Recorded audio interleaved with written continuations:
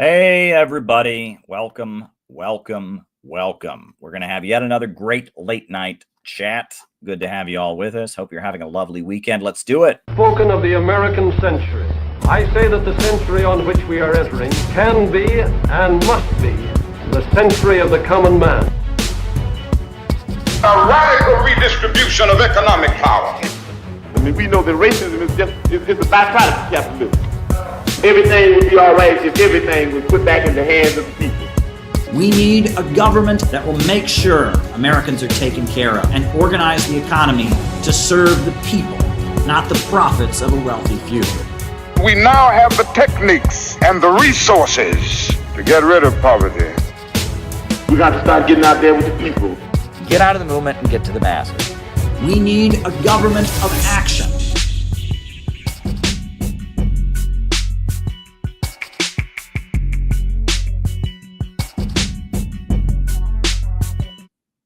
All righty, everybody.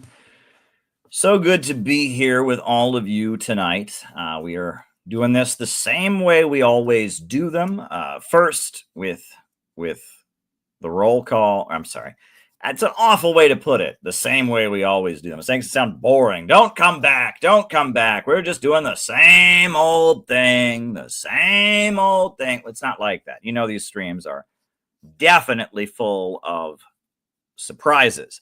But that said, we are following the normal format. That's how I'll put it. Not doing the same old thing. We're just following our normal format of opening remarks first, then followed by the roll call, and then I answer your questions for the remainder of the night. Now, if you have a question you'd like me to answer in the second half of the show, all you need to do is send a Rumble rant on Rumble.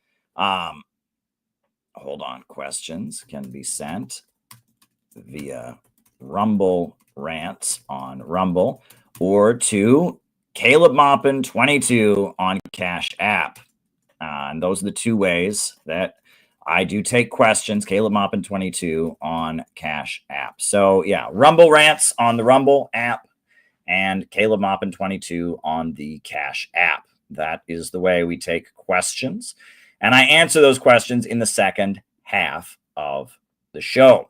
And that's how we do it. That's how we do our thing here. Now, couple announcements. The big announcement is obviously our convention coming up, which is going to be the biggest event the Center for Political Innovation has ever done. And we just had yet another meeting this afternoon. Great energy. People are working to build this event in Kentucky. People are working to build this event in Minneapolis. People are working to build this event in Missouri and especially in Chicago where it's happening. There's people at an event right now. There's people doing an event tomorrow. There's door hangers going up on doors. A lot is happening. We have a real momentum now for this upcoming event.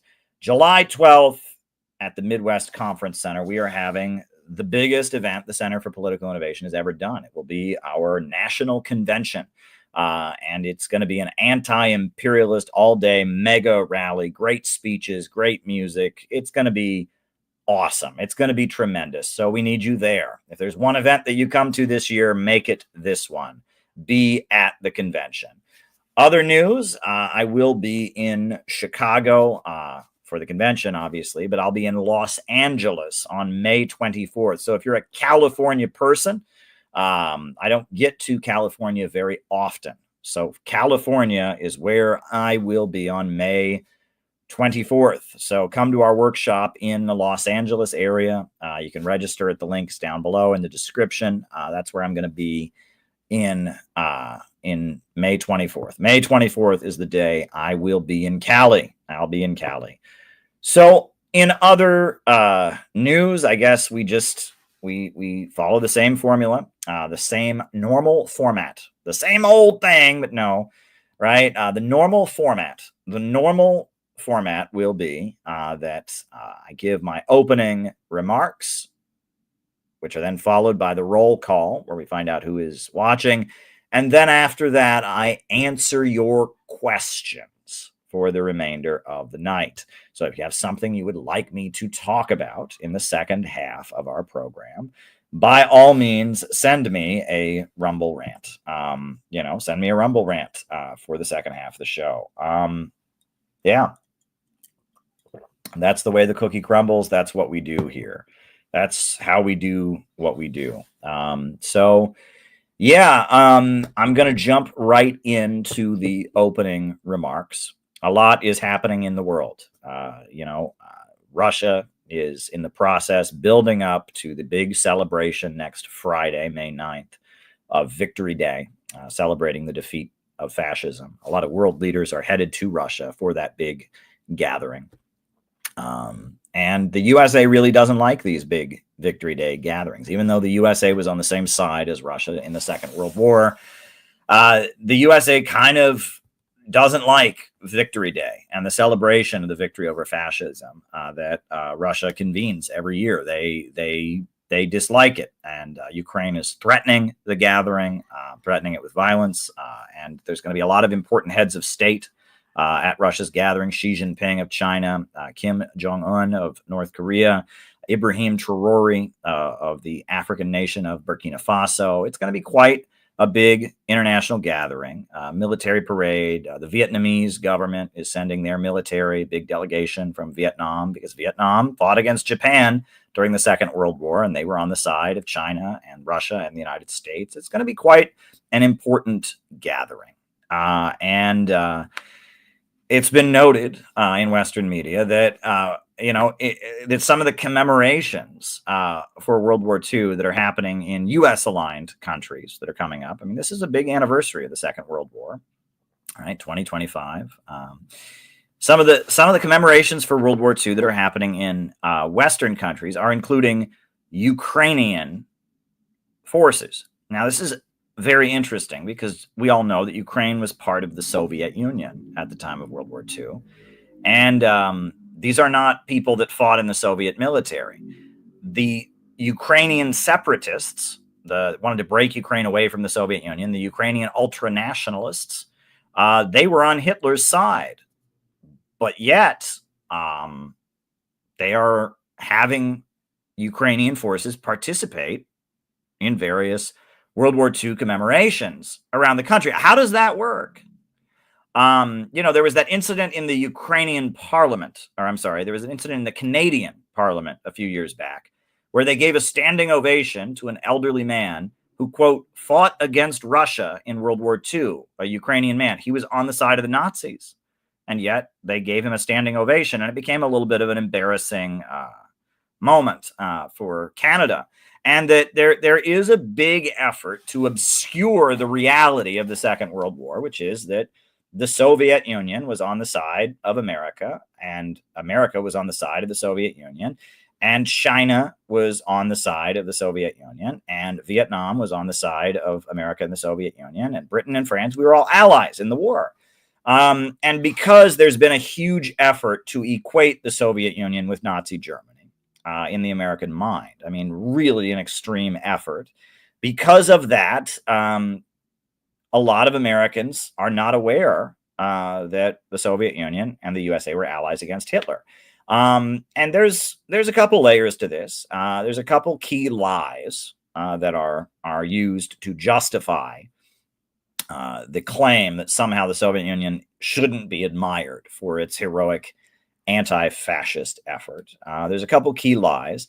The first of those lies is that in 1939, in the fall of 1939, there was a temporary non-aggression pact signed between Nazi Germany and the Soviet Union. Now, this pact was not an alliance. It was a non-aggression pact. They drew a line through Europe, and the Soviet Union said, we will not move our line on one side of this line. We will not move our military past this line. And the Nazis said, we will not move our military past this line. And the Nazis broke it and invaded the Soviet Union. And so the Soviet Union went to war with Nazi Germany. They did sign that non-aggression pact.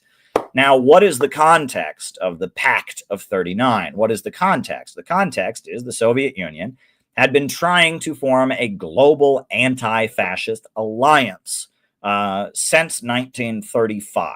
1935, August 2nd, 1935, was the 7th World Congress of the Communist International. And at the 7th World Congress of the Communist International, which was the final Congress, the final gathering of the Communist International dissolved in 1942. The last time they had a global gathering was 1935 at the 7th World Congress. And at the 7th World Congress, Stalin did not give the main speech. Stalin showed up, got a standing ovation, but then he handed the podium over to Georgy Dimitrov.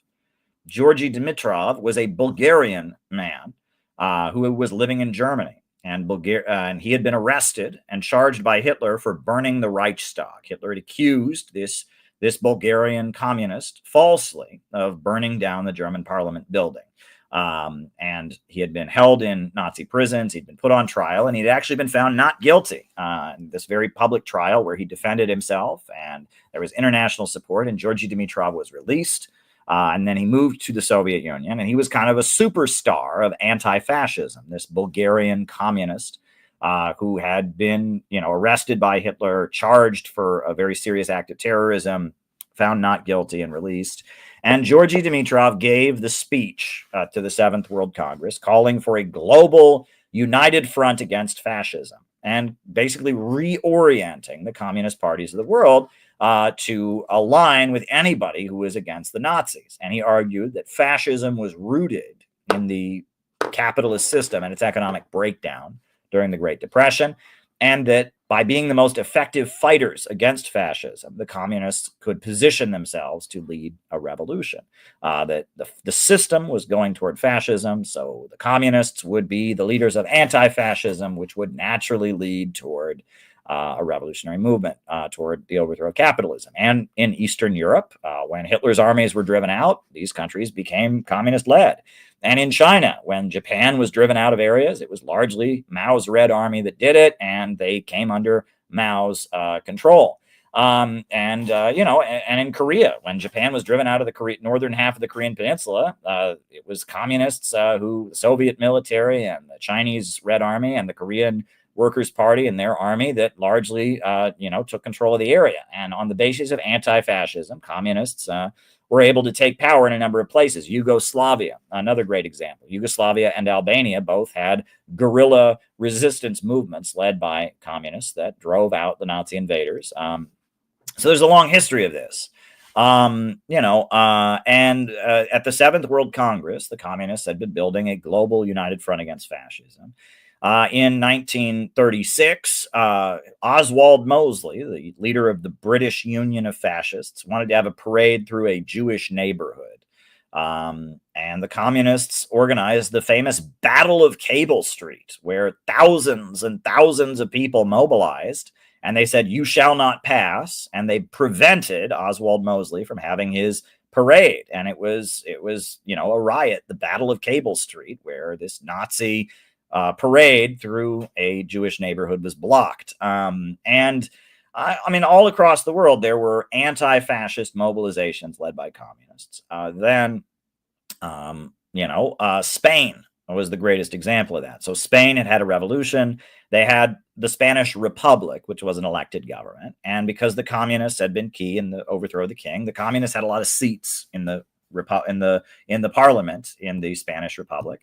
And so Franco, who was a general, he decided he wanted to overthrow the Spanish Republic, bring the monarchy back to power, and establish a military dictatorship in Spain. So General Franco, he and a rogue division of the military that included a lot of troops from North Africa, began trying to overthrow the Spanish Republic. And you had the Spanish Civil War that waged in the late 1930s when, the Spanish Republic was fighting against Franco. And communists from all over the world went to Spain and fought and died defending the Spanish Republic. There's many communists from all over the world who went to Spain and fought to defend the Spanish Republic. And the Western countries outlawed going to Spain to fight in the Spanish Republic. You had the Neutrality Act in the United States, which actually made it illegal to go fight in Spain. And many communists just refused it and went anyway.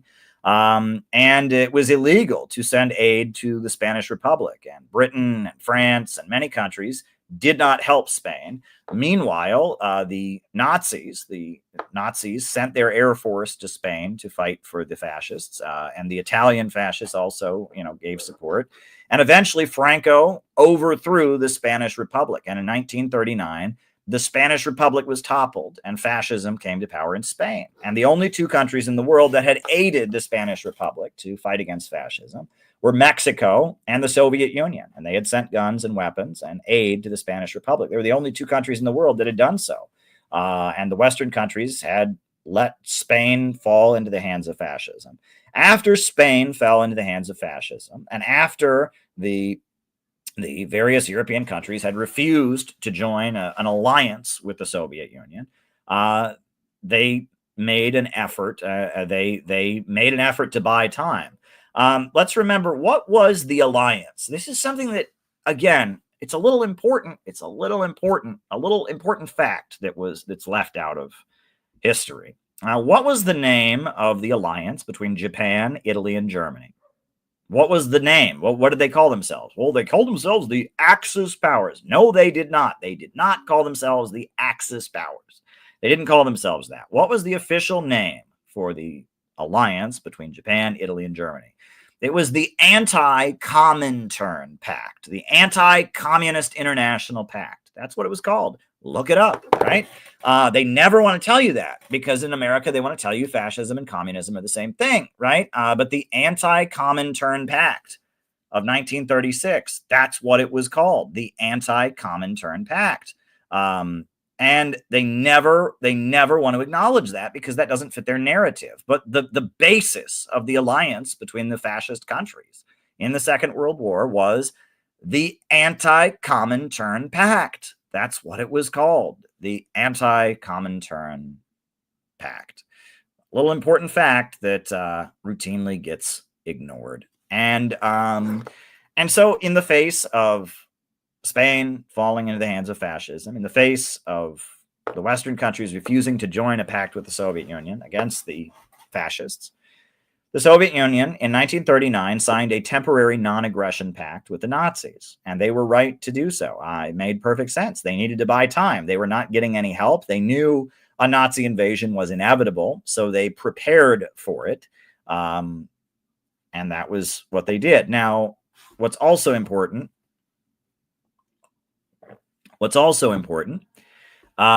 is that they then will tell you, well, then there was a joint invasion of Poland. And this is a very common thing. That when Hitler invaded Poland, they'll tell you, which that's considered what launched the beginning of the war. When Hitler invaded Poland, that was the beginning of World War II. They say, well, the Soviets invaded it with them. And that's what we're told. And that's bullshit. Why? Why is it bullshit? It's bullshit because the Polish government in exile, the Polish government fled to London, never declared war on the Soviet Union. So if it had been a joint invasion, if the Nazis and the Soviets had together invaded Poland, then the Polish government in exile would have declared war on the Soviet Union, but they did not do that. What happened was the line that they drew down the middle of Europe, that was the pact, the agreement between Nazi Germany and the Soviet Union, that neither side would cross that line. That line went down the middle of Poland. When the Nazis moved their army into Poland, they went right up to the line.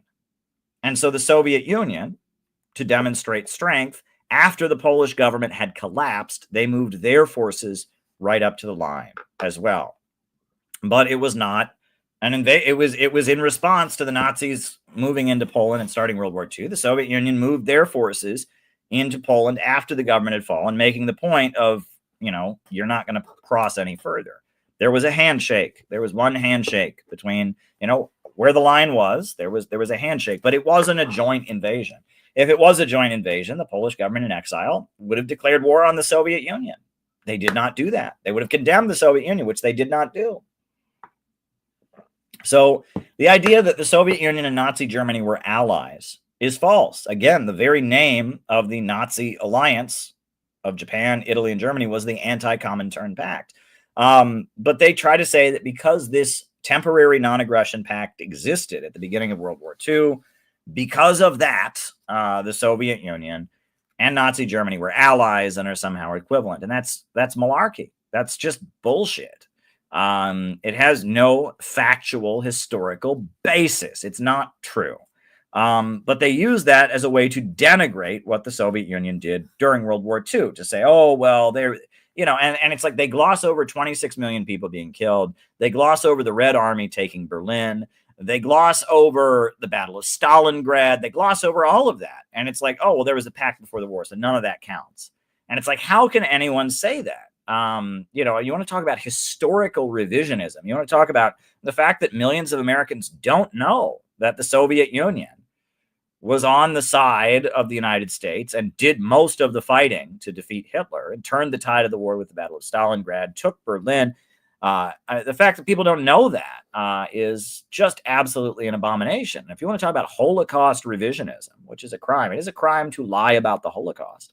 Saying that the Soviet Union was on the side of the Nazis is lying about the Holocaust, because the Soviet Union liberated the concentration camps. If you go and read about Auschwitz, who set the people at Auschwitz free? The Soviet Union. Who tore down the walls of the Auschwitz concentration camp? The Soviet Union. Who liberated most of the concentration camp prisoners? The Soviet Union. And these facts are never brought up, and they're never acknowledged, and they're never, and so, I just must point this out. And so the West really hates Russia's Victory Day celebrations, because the West is working really, really hard in Western media to equate the Soviet Union with Nazi Germany, to obscure the heroic anti-fascist work of the Soviet Union. That's a really big point of Western propaganda. And that it is infuriating on a number of levels when you read this history, because on the one hand, you have the conservatives and the right wing in America that makes it seem like a scandal. It's a scandal that so many people in Roosevelt's administration were sympathetic to the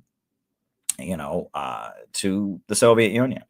And why wouldn't they have been? The Soviet Union was the main anti-fascist country. It was the main ally of forces that were opposed to racism in the United States and opposing Jim Crow segregation. It was the main ally of labor unions. It's like, why wouldn't a lot of people in the Roosevelt administration, especially in the context of World War II, be sympathetic with the Soviet Union? There's no scandal there, okay?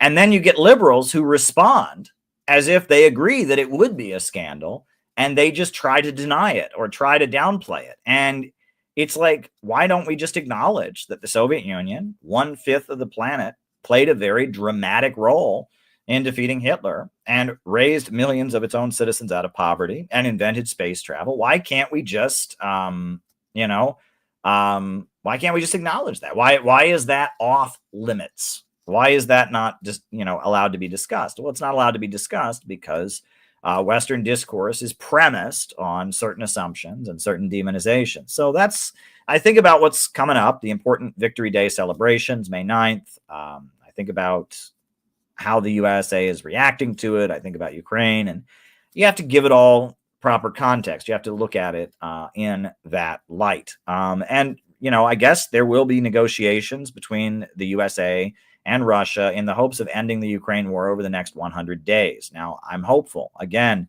it seems like the negotiations at the moment are not going in a good direction, but we don't know. I mean, they could easily turn around. They could easily turn around. We don't know. We really don't know. And so we just have to watch. And I hope the war can end as soon as possible. But I know that there are many, many factors.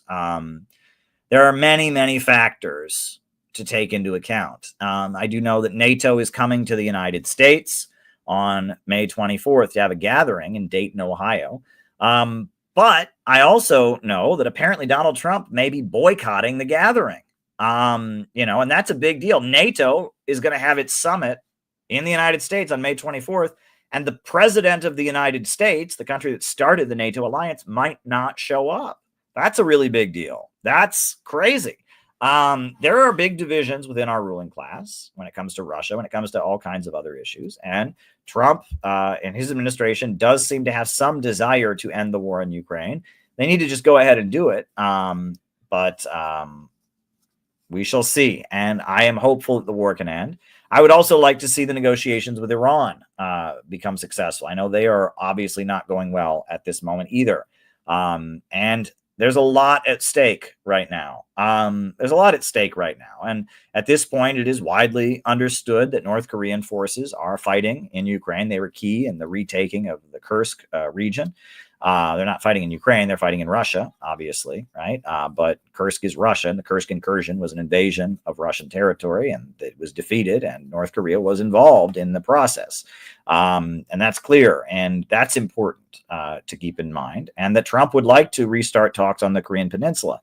There's a lot that is in question right now. One thing I have been doing lately, it's a thing I used to do a lot on these streams, then I stopped, is I have a subscription to The Economist, the British magazine. I sometimes I go over their what do you call it? Their This Week in World Politics, and just kind of react to what's there.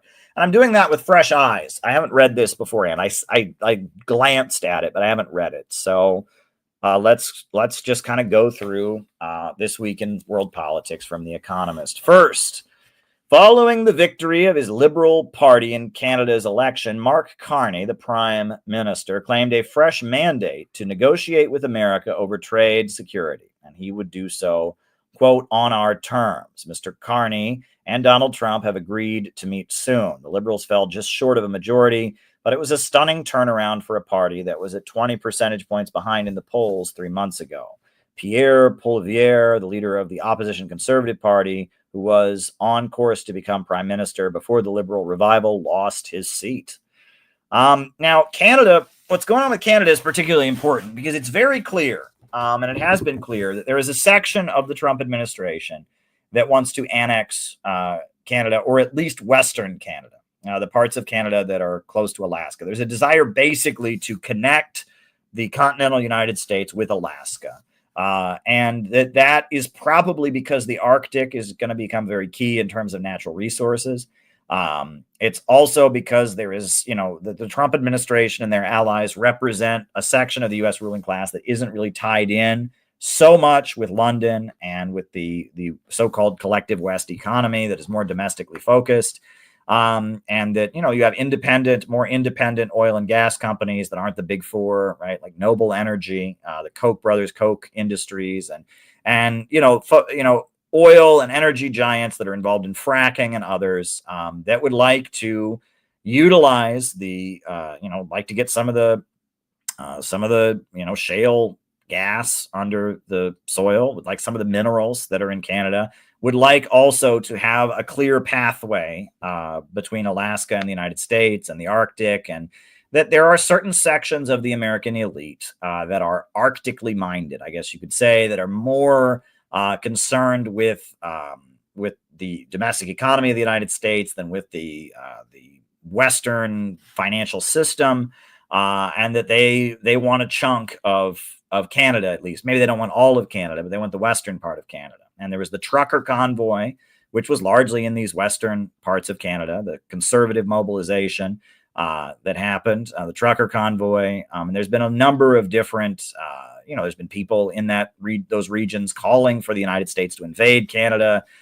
Trump made a statement about Canada should join the United States, and that this is ongoing, and that, Trump has hit Canada with tariffs, and that Canada is part of the British Commonwealth, and that there is a section of the U.S. intelligence apparatus that would like to see Western Canada and the oil and gas there and the minerals there and a pathway to Alaska and access for their own reasons, right? There's a section of the American deep state that wants that. It's probably not universal, and I would say most of the American deep state is so tied in with the British, with the French, with NATO, with the Five Eyes and all of that. They don't want part of that. But there is kind of one section that would like this.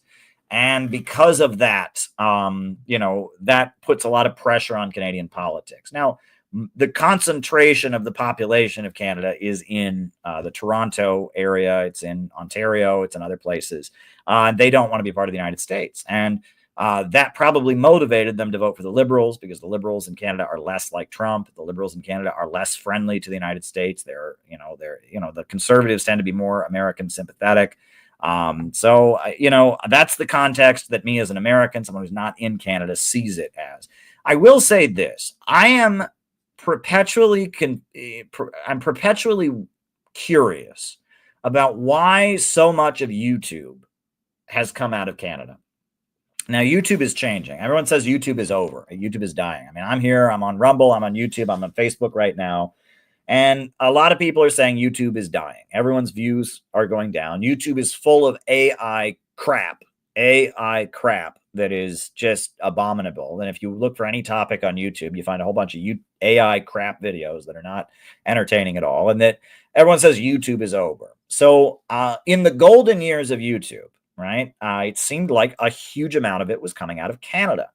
And when I start thinking about all the YouTube content that was coming out of Canada, it kind of blows my mind. So first of all, right, the original internet communist who really deteriorated. He used to do good work defending North Korea and stuff. He's really, I mean, there's nothing left. I mean, he's really gone down the tubes. Was a friend for a long time, and then he turned against me because that's how YouTube works. Internet drama. Was never really an activist. Was never involved in any activism. Was just a commentator. Jason Unruhe. He was in Canada.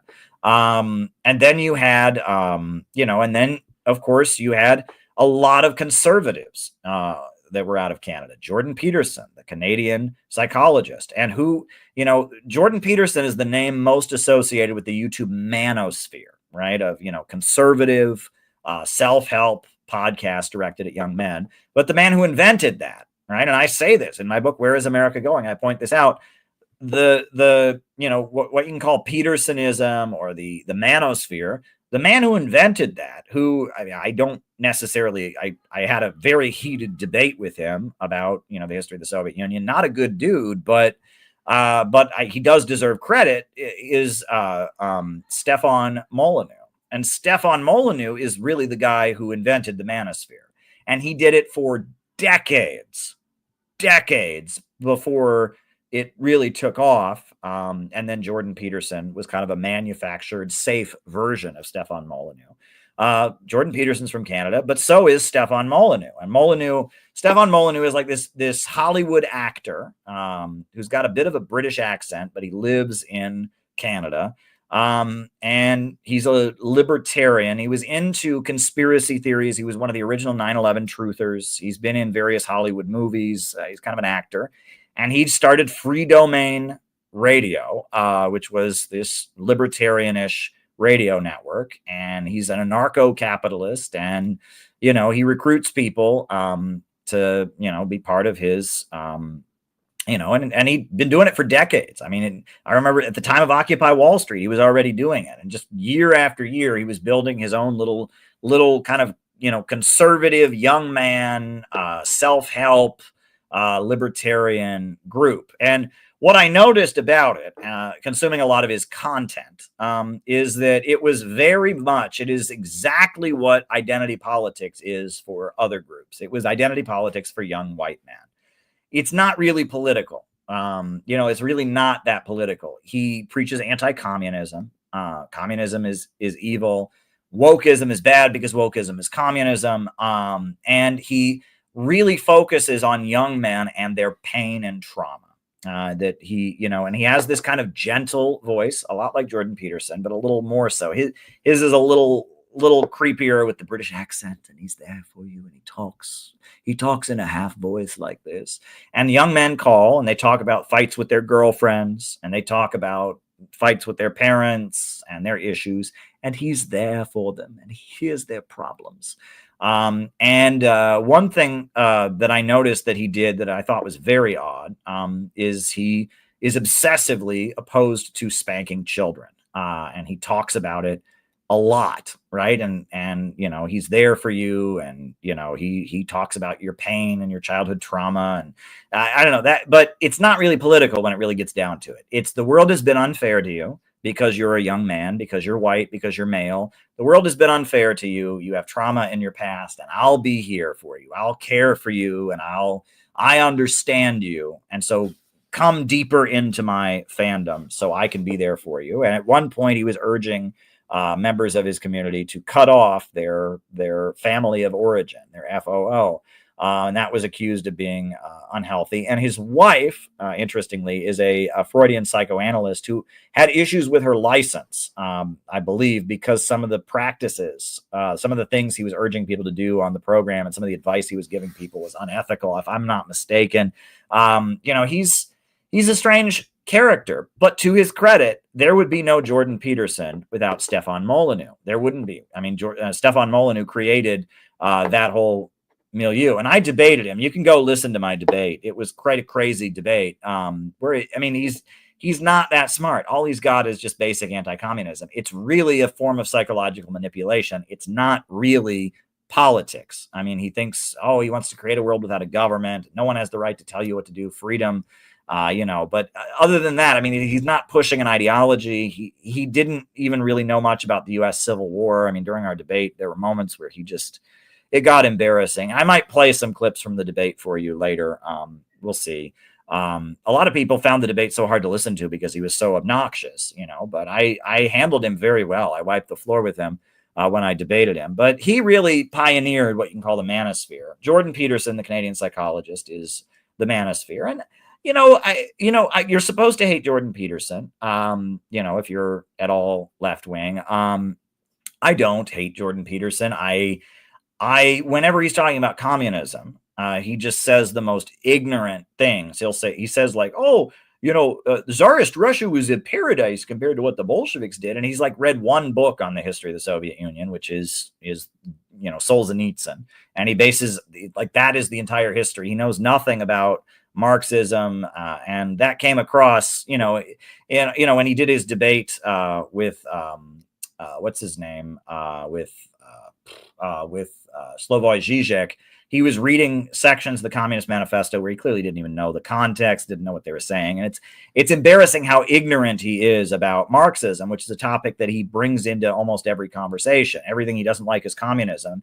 And the documentaries, he's got images of himself. He's got a big picture of Lenin at his house. He's this expert on communism. And you listen to him, he knows absolutely nothing about communism. That's annoying. And he thinks that, and a big thing is that he thinks that postmodernism and communism are the same thing when they are the dialectical materialist philosophy is an attempt to explain the nature of reality. Whereas postmodernism says there is no philosophy that can explain the nature of reality, right? There is no abstract reality. There is no objective reality. That's a big argument of postmodernism, but yet Jordan Peterson insists that postmodernism is Marxism. And it's like, there's a clear difference between the two. Postmodernists will draw from Marx in order to deconstruct, but postmodernism says you should only deconstruct. But aside from when he's talking about communism, when he's not doing his stupid, I'm an expert on communism, I read Solzhenitsyn once, when he's not doing that, he's not so bad, and a lot of what he says is pretty basic self-help stuff. Clean your room, look nice because it'll help improve your self-esteem. I mean, he says a lot of things that are pretty basic, that are not awful. And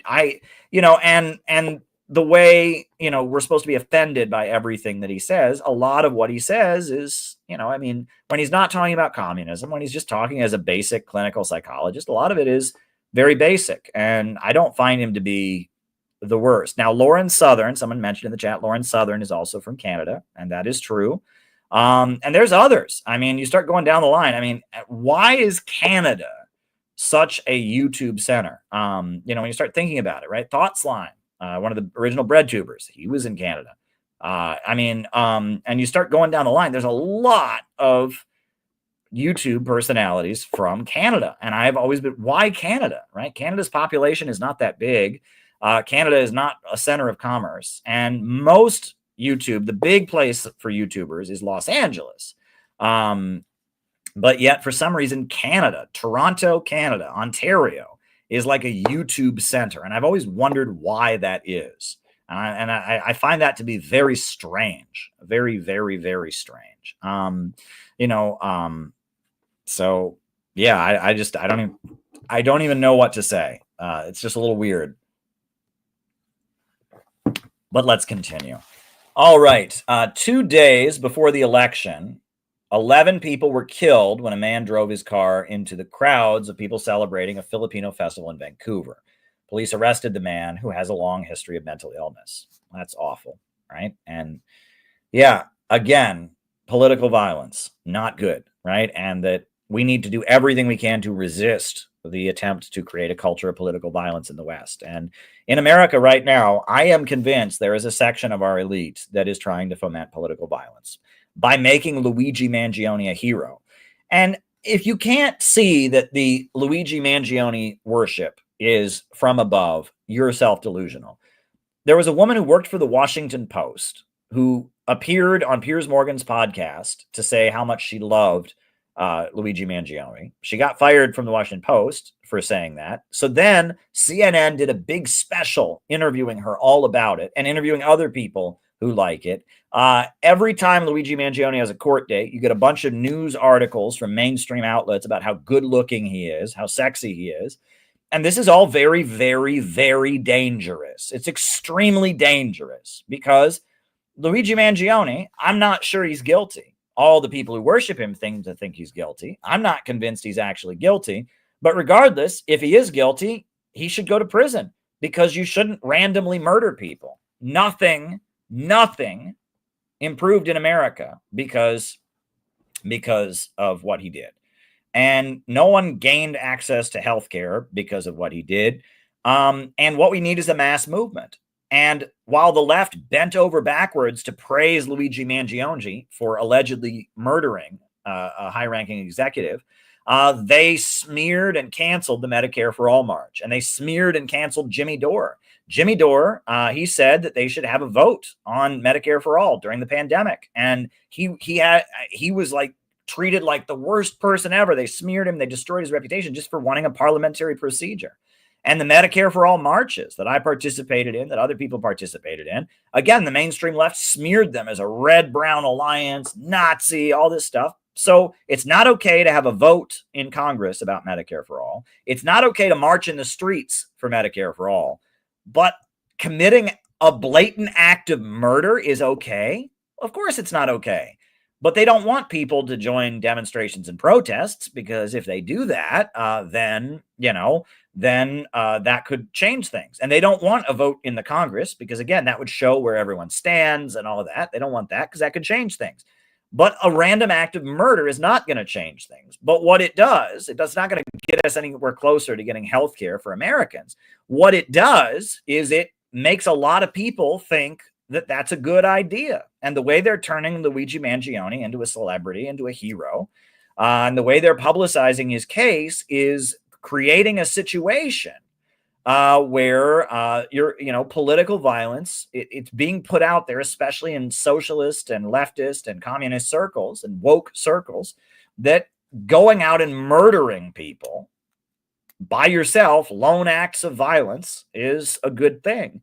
That's very dangerous. And I'll tell you why it's very dangerous. Right now, we at CPI, we're doing great, but it's hard. It's hard to hold an organization together. But we hold our organization together. We're doing the work, we're building, but it's difficult because we have a very individualist culture. And on top of that, there's an atmosphere of internet smear culture where, everyone who doesn't like everything gets on the internet and throws mud, right? It's a big problem of not fighting on the internet and instead focusing on coming together on what you agree on and getting things done.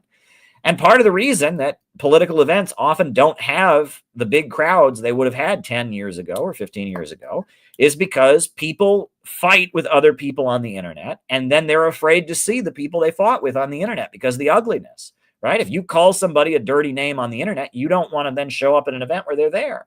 And the culture of internet smearing and all of that, and the way people tear each other down on social media creates an atmosphere where people don't want to be in the same place with other people because they're afraid. They're afraid that they'll face retaliation for what they said. They're afraid that it'll be awkward because of, what they've done. Well, that's bad, but we're overcoming it and we're getting through it, but it's bad. But imagine if people were afraid to come to events, not because someone said something mean about them on the internet, but people were afraid to come to events because they were afraid of getting shot and killed. That would be a lot worse now, wouldn't it? And that's what the end game of celebrating Luigi Mangione leads to, right? If we create a culture, we've already got a culture in our society today that if you disagree with somebody, you get them fired from their job.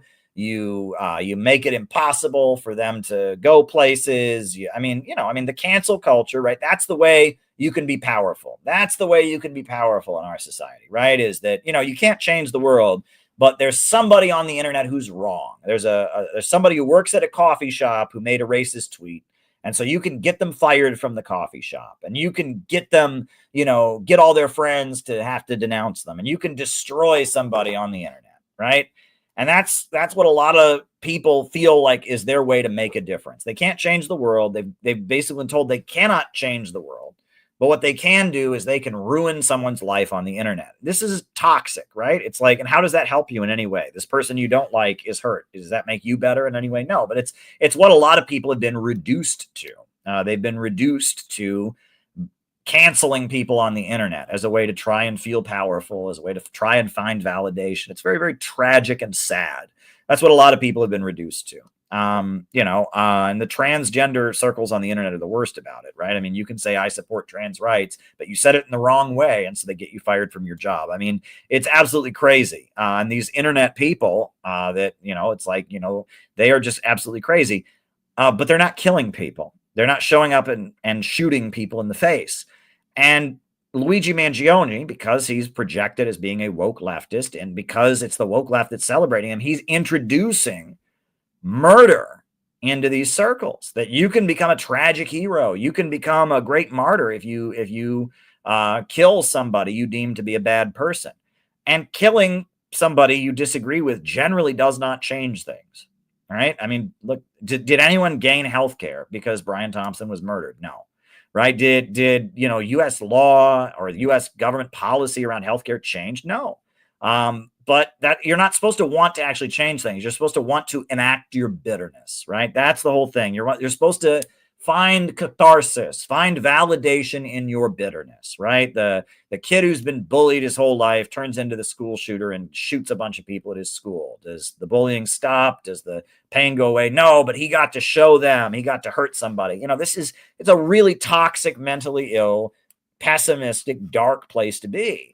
But that is where the woke left really are, right? They don't believe we could ever actually win Medicare for all. They don't believe that we could ever actually have a situation where unemployment was abolished or anything. But what we can do is we can punish people we want to blame. We can find someone to blame for our troubles, and we can kill them on the street or cancel them or whatever. It's really toxic. It's really toxic. And Luigi Mangione and the celebration in mainstream media, making him into this huge celebrity, is a way to normalize and advertise an escalation to violence, and it must be opposed. It must absolutely be opposed.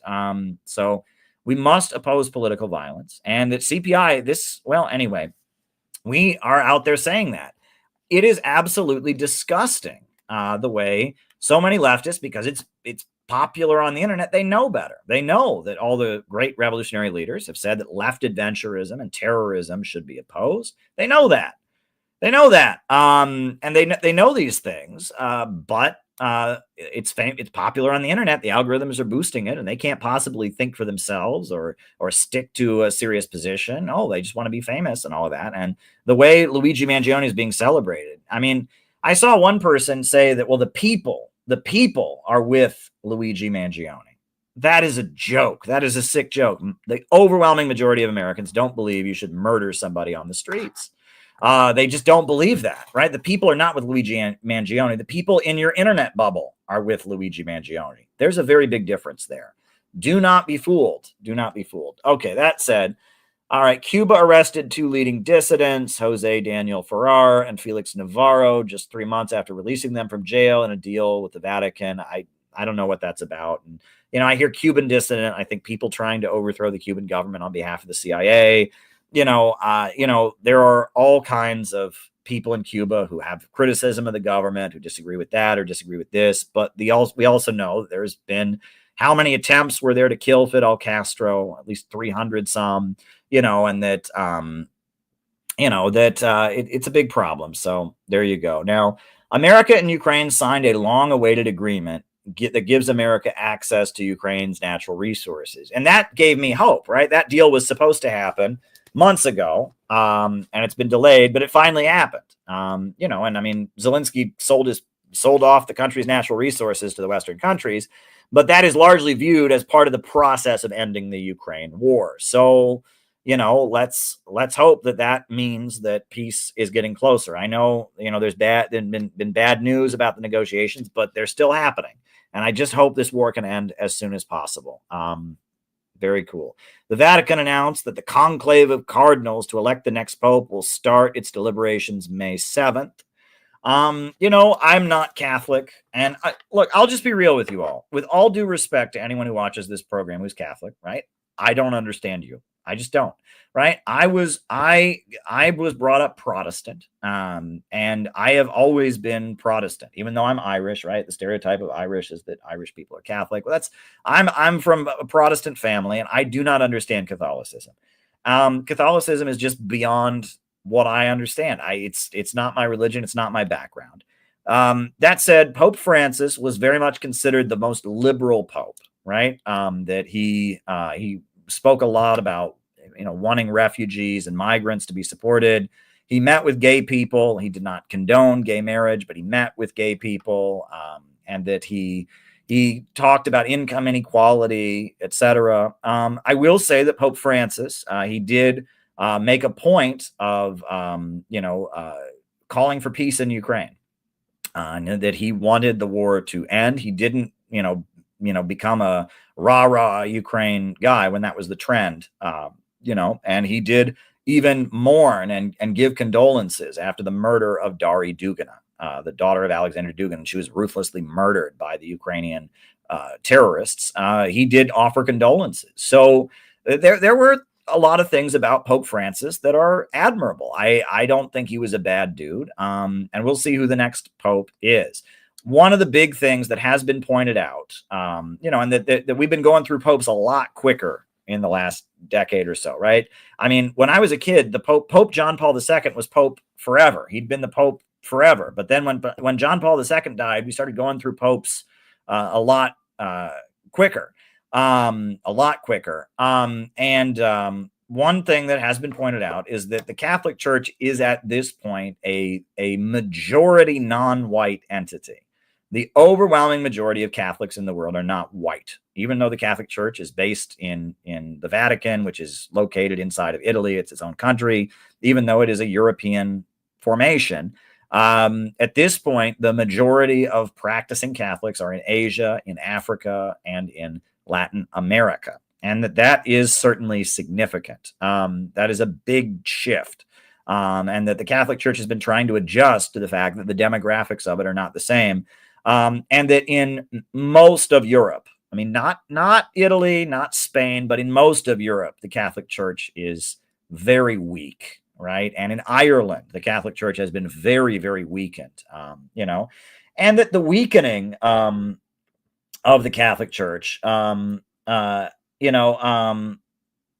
weakening of the Catholic Church isn't coming from a good place necessarily. I mean, I am not going to defend the Catholic Church, and the Catholic Church is, was very, very much the role that they played during the Second World War. A lot of people say was not good, and the child molesting stuff happened, and they covered it up, and that there's a lot that is there. But that said, the kind of the liberal order going against the Catholic Church the way it did kind of during the Obama administration was not coming from a good place. The Catholic Church is an illiberal institution, right?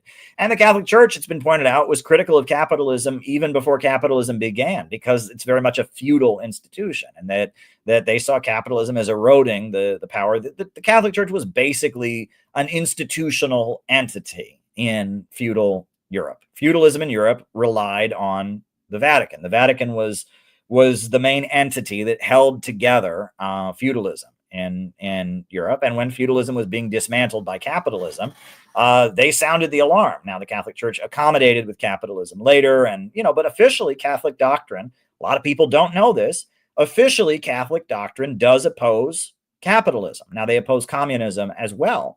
And I was actually rather impressed, because I grew up in a very conservative area, and I knew a lot of conservative Christians, and the main argument they had against communism is atheist and it doesn't believe in God. That was their main argument.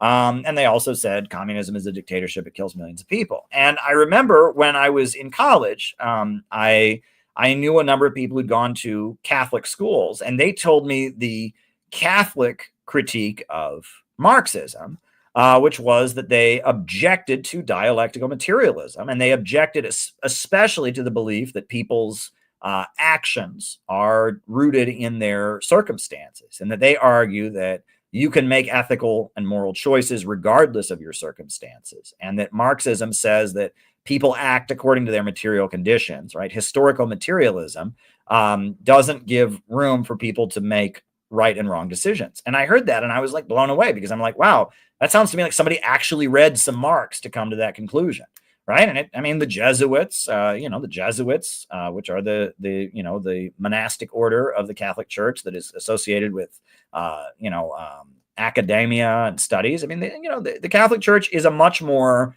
serious institution than a lot of the institutions in the world that are religious that speak about politics. So when the Catholic Church gives a critique of Marxism, it's a serious critique. It's not, well, the commies are bad, duh, right? They're just like the Democrats. It's not that, right? And I remember being impressed by that. But yeah, so Pope Francis is kind of the liberal pope, and he's gone. So we'll see who the next pope is. I'm not Catholic, and I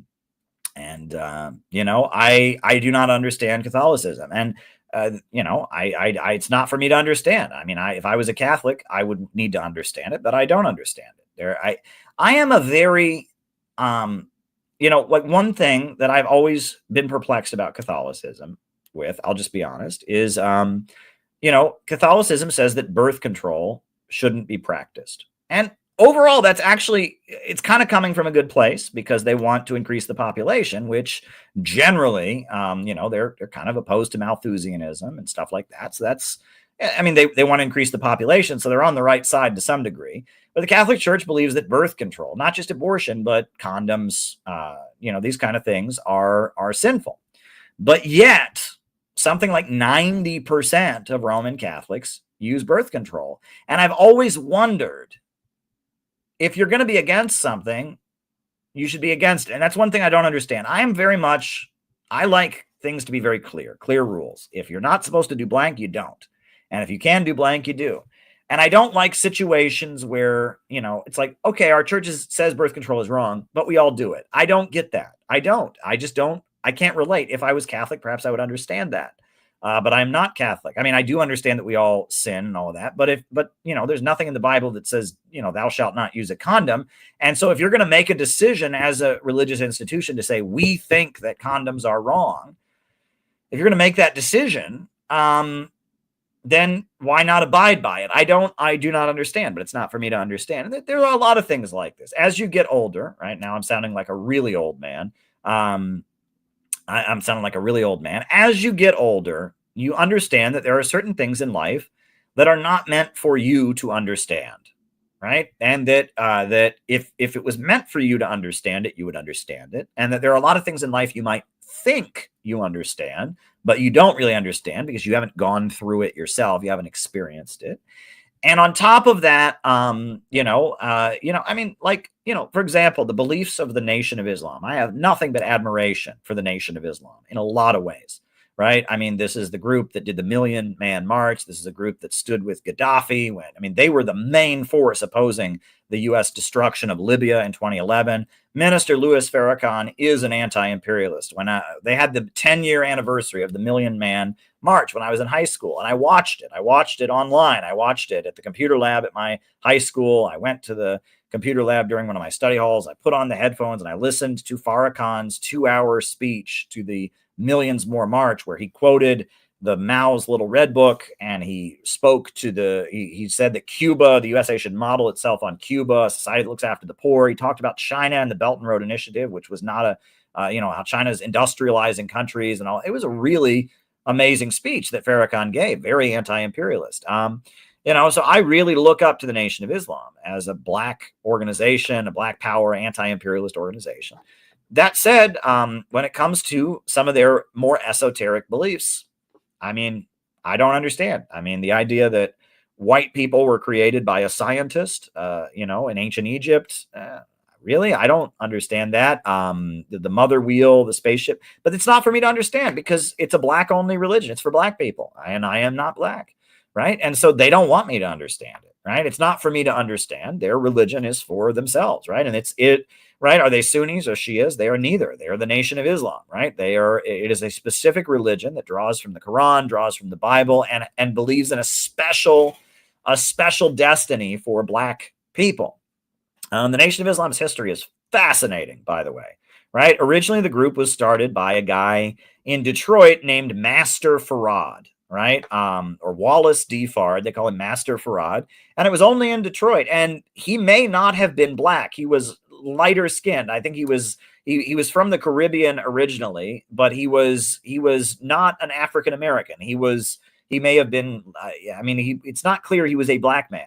But Master Farad, they called him, and Wallace D. Fard, and he started this religion in Detroit. That they had a specific diet that they ate. They ate one meal a day. They do not eat pork, but they try to avoid meat, but they'll eat poultry like chicken, and they have a specific diet. And it was a specific religion for black people that was started in Detroit in the 1930s. It existed, and they were just this little group in Detroit, and they studied the Quran, they studied the Bible. They were for black people. They believed black people had a special destiny.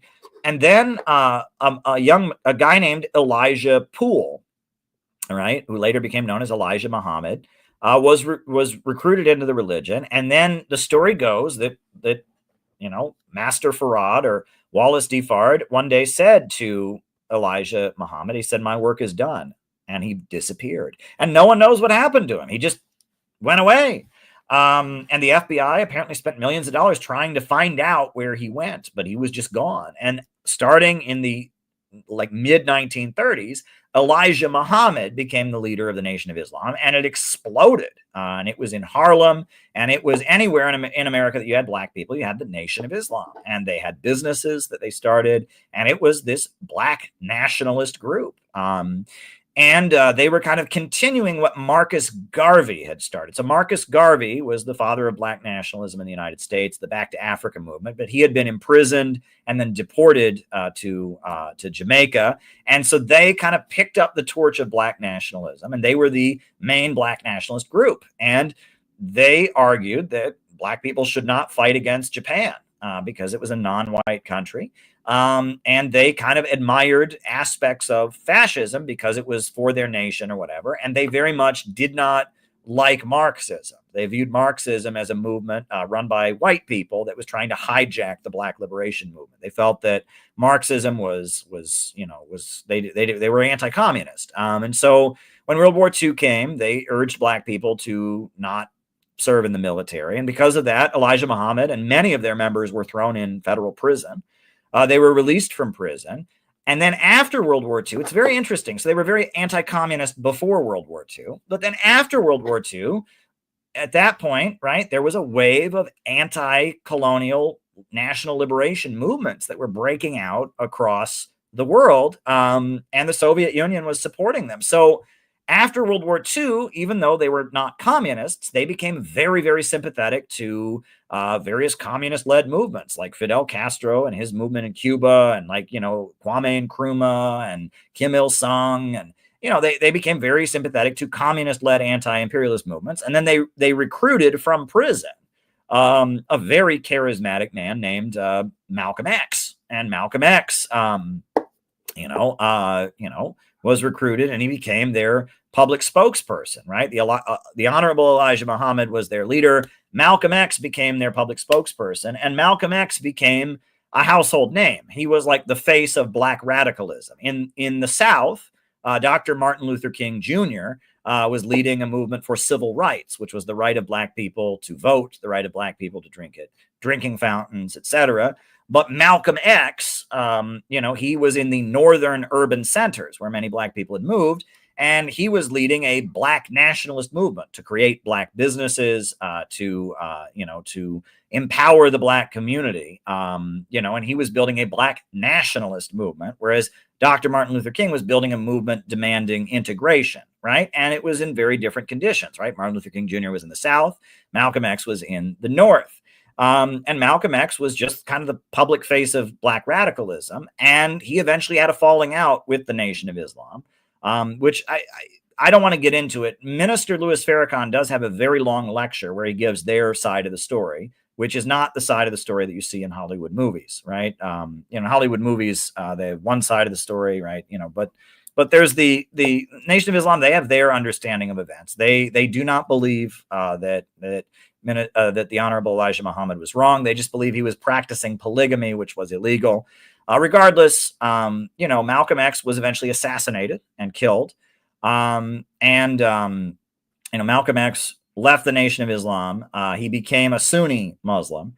And then Malcolm X, he was trying to build some kind of black nationalist grouping, and he was becoming more sympathetic to Marxists and communists, and then he was assassinated. Elijah Muhammad led the Nation of Islam until his death. And he died, and then his son became the leader. And what's interesting is his son had actually been expelled from the Nation of Islam. I guess the way the Nation of Islam punishes people is it would kick them out for a year or kick them out for 2 years or whatever, right? They would kick them out for a year if they did something wrong or whatever. And so his son had actually been kicked out for a year for something he did or whatever, but he came back. He came back, and then he became the leader. Of the Nation of Islam. And then he made the Nation of Islam into a Sunni Muslim organization that was funded by Saudi Arabia. And I believe they were called like the Islamic Organization of America or something like that. And they became Republicans, conservatives, because they were in favor of black small business owners, ownership. They were very opposed to communism. And the Nation of Islam went in a very conservative direction. And then one of their most well-respected ministers from Boston was, Louis X, who was probably their best speaker, their best writer. He was a very powerful person, and he was seen as a rival to the son of Elijah Muhammad. So he was basically kicked out of the Nation of Islam, and he talked about how awful it was, because he said he was like 42 years old. He never even had his own bank account because he'd just been in this group that kind of took care of him and stuff. And it was a very hard time. But the Nation of Islam was, kind of deteriorating into just kind of a Sunni Muslim organization that was aligned with Saudi Arabia. So then Minister Farrakhan went and met with Gaddafi, the leader of Libya, and then he relaunched the Nation of Islam in 1978 as, once again, an anti-imperialist black nationalist group. And so the Nation of Islam that exists today is Minister Louis Farrakhan's relaunch. Minister Louis Farrakhan relaunched the group in 1978 with the name Nation of Islam.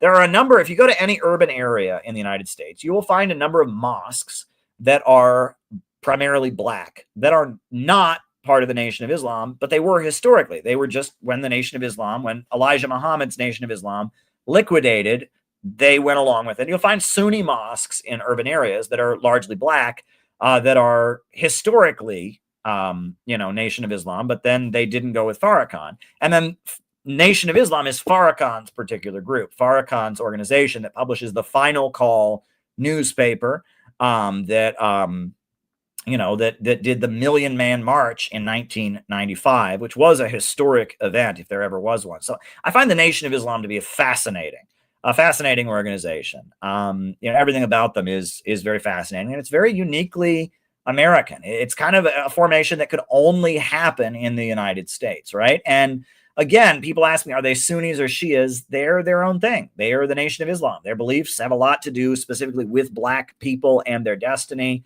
Their beliefs have a lot to do with the Bible and the Quran and a particular racial interpretation, and they're their own thing, right? They're not Sunnis or Shias. They are their own thing, and it's very interesting. And I don't know why I got on that, but anyway, Electricity was gradually restored to Spain and Portugal after a widespread blackout that affected both countries. Trains came to a halt, lifts got stuck, and phones and computers went offline. Spanish authorities ruled out a cyber attack. Investigations into the cause of the blackout continue. Well, look, all over the Western world, infrastructure is deteriorating. The power grid in Texas collapsed a few years back in the winter, and hundreds of people died. California is always having blackouts and wildfires that it looks like have a lot to do with. I mean, the Hawaiian wildfires had a lot to do with electrical infrastructure. And the Western world is deteriorating because the West is at the center of a global financial system. And that's what it's about. Now, many people have pointed out that there is some kind of plan, that there's so much propaganda about COVID lockdowns and how good they were for the environment. Many people believe that there's going to be eco lockdowns in the future, right? And that's going to be something we're going to have to oppose. That the Greenies, if the Kamala Harris faction takes power, they're going to say, in order to save the environment, we're just going to have to lock down for a month. So get used to working from home, right? As part of their agenda of you'll live in a pod and eat bugs, and their degrowth agenda, they're just going to lock down for the environment, right? And they might turn off the electricity for the environment, right? And, I mean, this could be in the future. There's already, if you listen, at the time of the pandemic, they were just going on, oh, it was so good for the environment. It was so good. It was so good.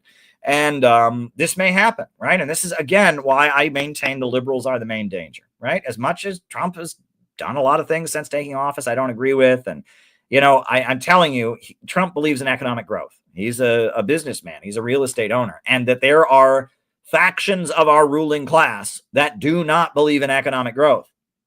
Let me tell you, and are committed to degrowth. And yeah, I mean, the idea of intentional blackouts to save electricity, the idea of eco lockdowns, we're just going to lock down for a month to save Mother Earth.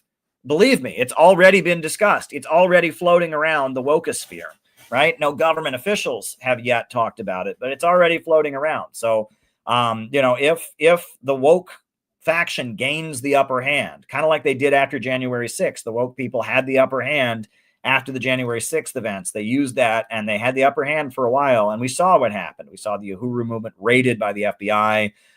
We saw a lot of Trump supporters thrown in jail because they walked into the Capitol. We saw, a lot of awful things happening. And if the wokeists have the upper hand, they are openly believe that if we just have eco lockdowns so we can stay home and be programmed by their algorithms, keep that in mind. All right. At least 25 people were arrested across France in connection with a recent series of attacks on prisons, including the firing of an assault weapon. I've not heard anything about that. The authorities say the trouble was caused by criminal gangs, angered by a crackdown on drug trafficking. That's interesting. The Court of Justice ruled that Malta would have to end its golden passport scheme, which grants Maltese citizenship and thus rights in the European Union to people who invest or buy property in the country. Okay. The International Court of Justice began hearings on Israel's legal obligation to allow humanitarian aid in Gaza. Well, there we go. At least 70 people died in an explosion and fire in Bandar Abbas, Iran's largest port. The interior minister blamed non-compliance with safety precautions and negligence, but there's many people suspecting foul play. Many people are suspecting foul play. The International Red Cross began escorting hundreds of unarmed Congolese soldiers and police from the UN base of Goma, the biggest city in the Congo, to Kinshasa. South African-led peacekeeping force in the country. Japan's prime minister visited Vietnam, where trade was at the top of the agenda. In Hanoi, Vietnam's capital, the Vietnamese prime minister Pham Minh Chinh said both countries would uphold the global order of free trade. Many Japanese manufacturers assemble their products in Vietnam. Donald Trump's trade war, diplomatic efforts to gather peace in the region. This again, they're trying to roll back China's economic influence in Asia, right? Tensions remained high between India and Pakistan following the massacre of 26 civilians in Indian-controlled Kashmir. Donald Trump signed more executive orders, crackdown on illegal immigration, and Trump's 100th day in office of his second term with a speech in Michigan where he touted a revolution of common sense. But his approval ratings are sinking, and that's true. That is absolutely true. So that's what The Economist decided to highlight this week. Just wanted to go over that, give you some comments, Terry, on the various things that were discussed. So, yeah, that's kind of where we're at.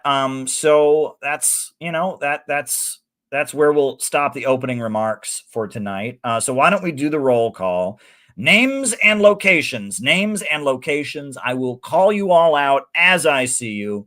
Names and locations. Names and locations. Who is with us tonight? Names and locations. Names and locations. Who is with us? Who is with us? Names and locations. Names and locations.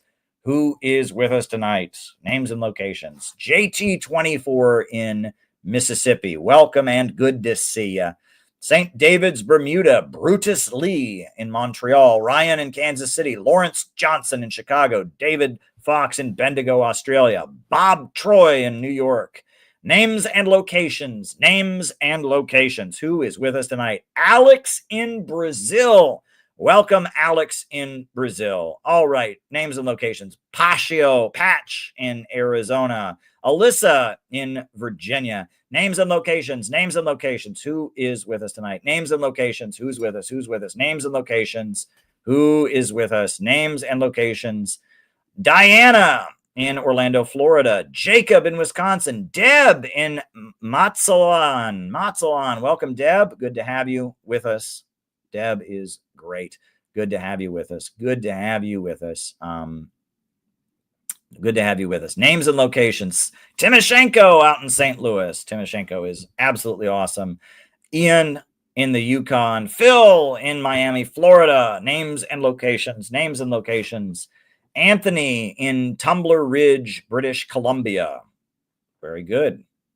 Very, very good. Brian of the rebellious Westlands of the North. The rebellious Westlands of the North. I am not familiar with what area you are referring to, but I'm sure it's a lovely place. It sounds like a lovely place. Lovely place. Names and locations. Names and locations. Anybody else? Names and locations. We did receive a super chat from Red Maze, but Red Maze, you have not told me what your question is. For Excel modern forms, what is Stalin Mao Trotskyism? I don't know, Red Maze, if you want to put your question in the chat again, so I can, if you want to spell out your question, I think I know what you're asking, but maybe here's your opportunity. If you want to put it in the chat again, you don't have to, if you want to put it in the chat again, I will give you a chance to kind of spell it out a little bit more. Maybe that's a little bit too concise. That's one of the problems with the Cash App. But Red Maze, if you want to ask your question more with more words or something, you can put it in the chat. Sarah in Oregon, Brooklyn in the house in Boston. Great. Sarah is awesome. Go and subscribe to Sarah on Twitter. She does a great job. Phil from Brooklyn is in the house, and that's great. And he's in Boston. Unanimous in the Woodlands.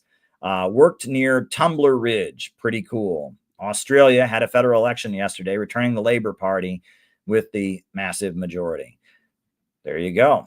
There you go. The imperialist Labour Party. Luca, Tony in Singapore. Welcome, welcome, welcome.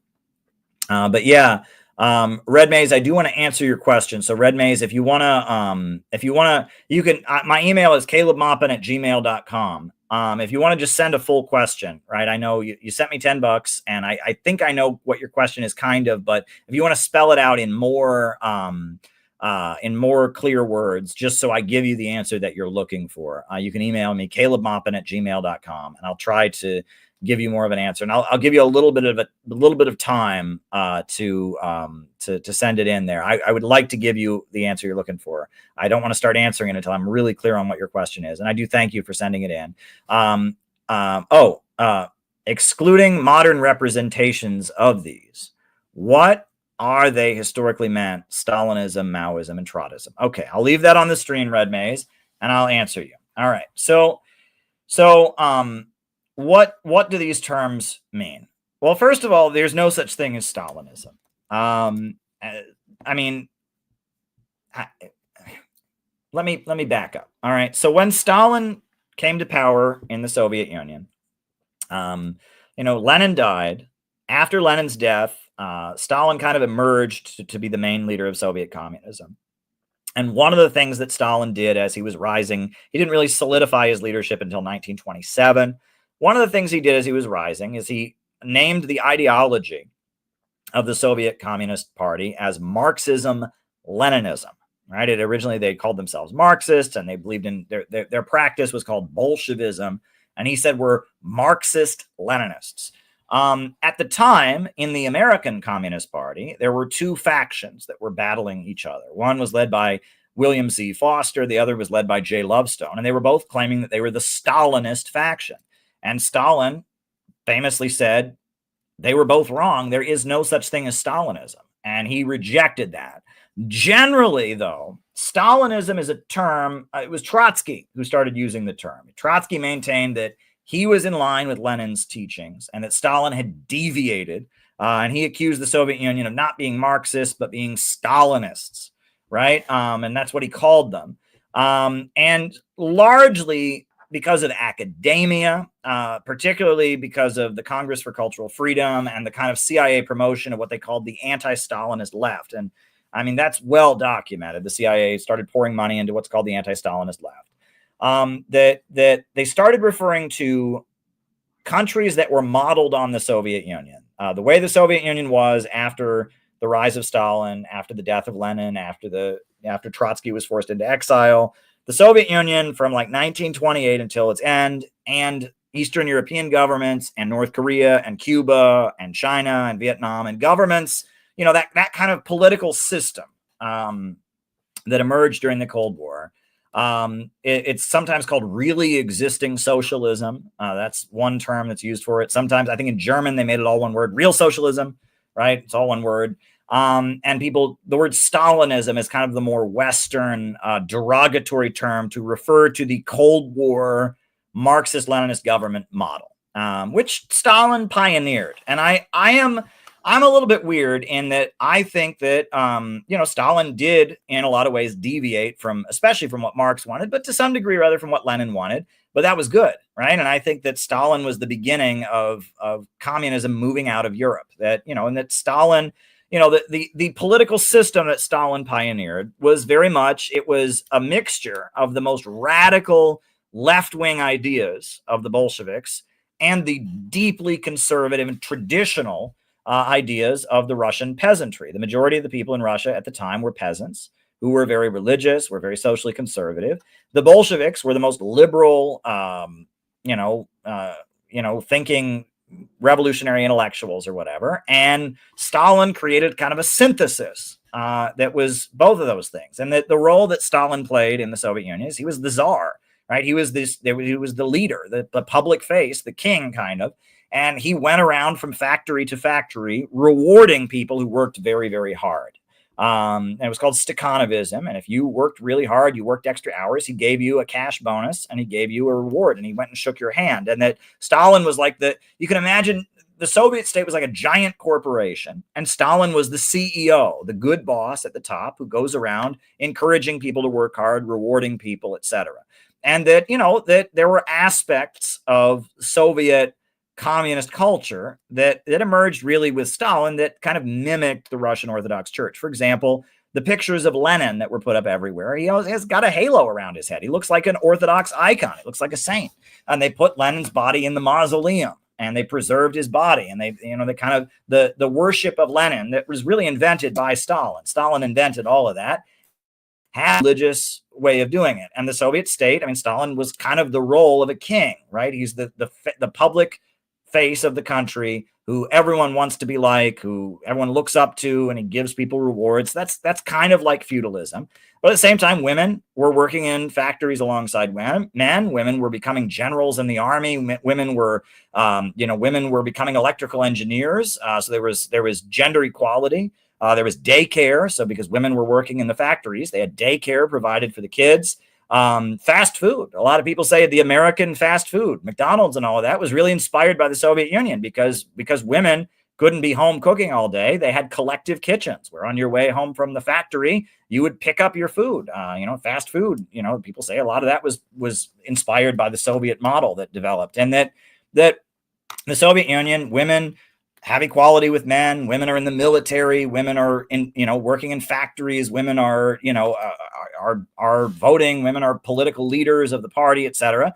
But at the same time, Stalin, he outlawed homosexuality. He outlawed abortion. Right? Abortion had been legalized by the Bolsheviks, but Stalin outlawed abortion.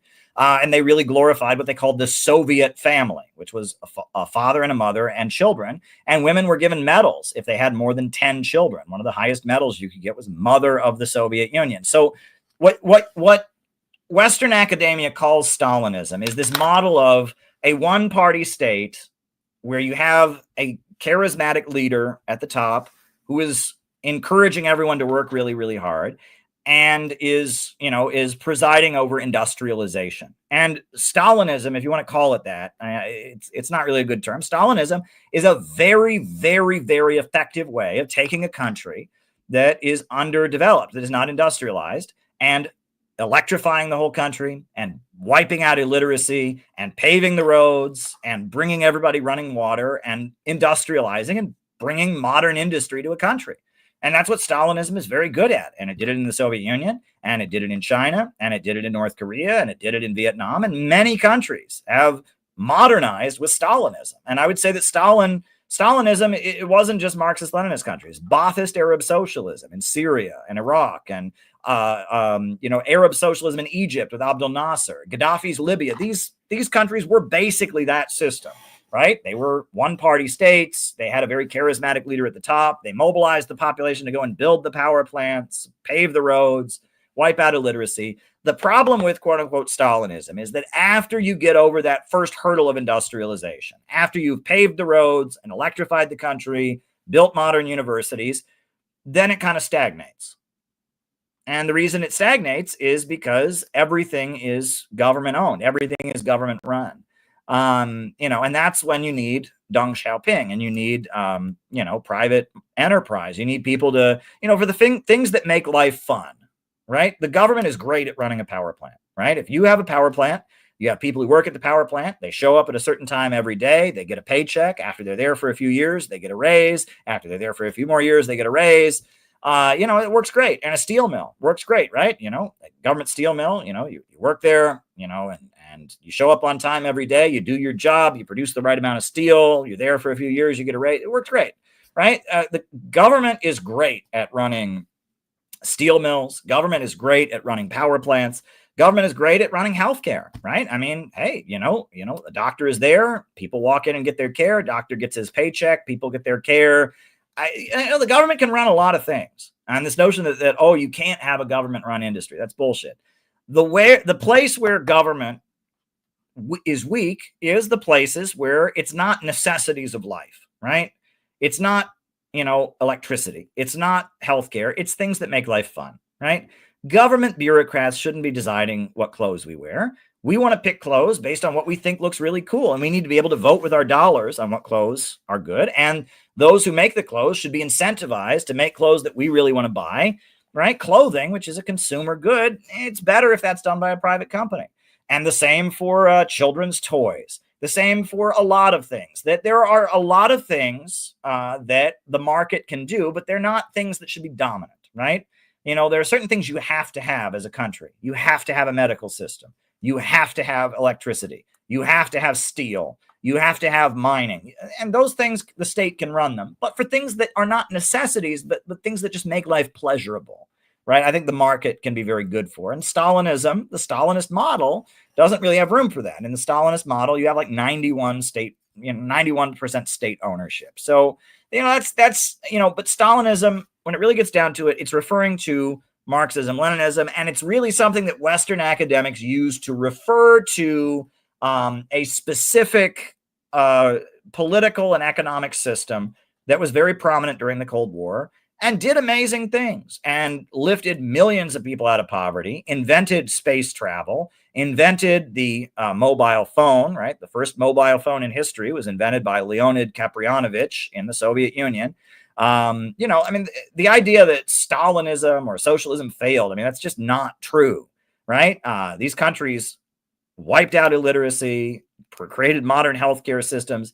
Look, I mean, some of the statistics around these things are absolutely crazy. There's one statistic. I was doing research about the number of universities in the USSR, and I wanted to get the number right. And so I investigated when I was working on the Khrushchevism book, and I how many colleges did the USSR have before Stalin, and how many did they have as a result of Stalin? And this is the number, right?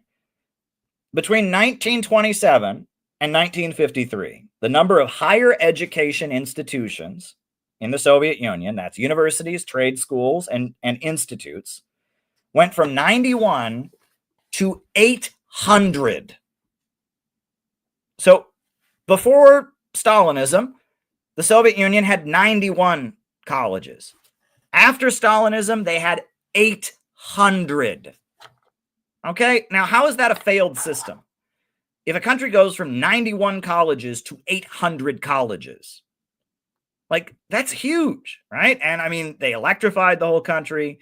They paved all the roads. They provided modern housing with running water and electricity to everybody. I mean, it's like none of that counts for anything, right? None of that matters, right, Caleb? Well, no, there was a famine in Ukraine in 1931, so none of that counts. Oh, whoopsie daisy. I mean, it's just the way they talk about Soviet history. It's like they show a slide of a famine and say, see, everyone starved to death. And it's like, no, a whole country was modernized and it was built up so strong that it could defeat the Nazis and then rebuild itself again. I mean, the achievements are massive, right? These are countries that were kept in chronic poverty that built themselves up. So, when you're talking about what is Stalinism, I'm telling you in a roundabout way, what Stalinism is it's not really a thing, right? But it's a label that Western academia has put onto a certain stage of anti-imperialist development, a certain stage of countries that have broken out of Western capitalism and started building themselves up in a certain way and been very successful. But at a certain point, they have to transcend it, which China has done, Vietnam has done, and anti-imperialist countries have largely done in our time. Anti-imperialist countries in our time are not rebuilding the Soviet model, right? They have market sectors, they have micro entrepreneurship programs, etc. Vietnam and China have done this. North Korea and Cuba would like to be more like North Korea or more like Vietnam and China. And that modern 21st century socialism involves a market sector, but there you go. So that's Stalinism. Maoism. Mao Zedong was the leader of the Chinese Revolution. Prior to leading the Chinese Revolution, Mao was an anarchist. He was a follower of Peter Kropotkin. A lot of people don't know that, but he was a university librarian. He had been a high school principal, right? Which a lot of people don't know that. But the first essay Mao ever wrote was about physical education and why it's important to have exercise in school. And Mao was a high school principal who taught high school kids, and he had his own anarchist group it was called the New People's Study Society.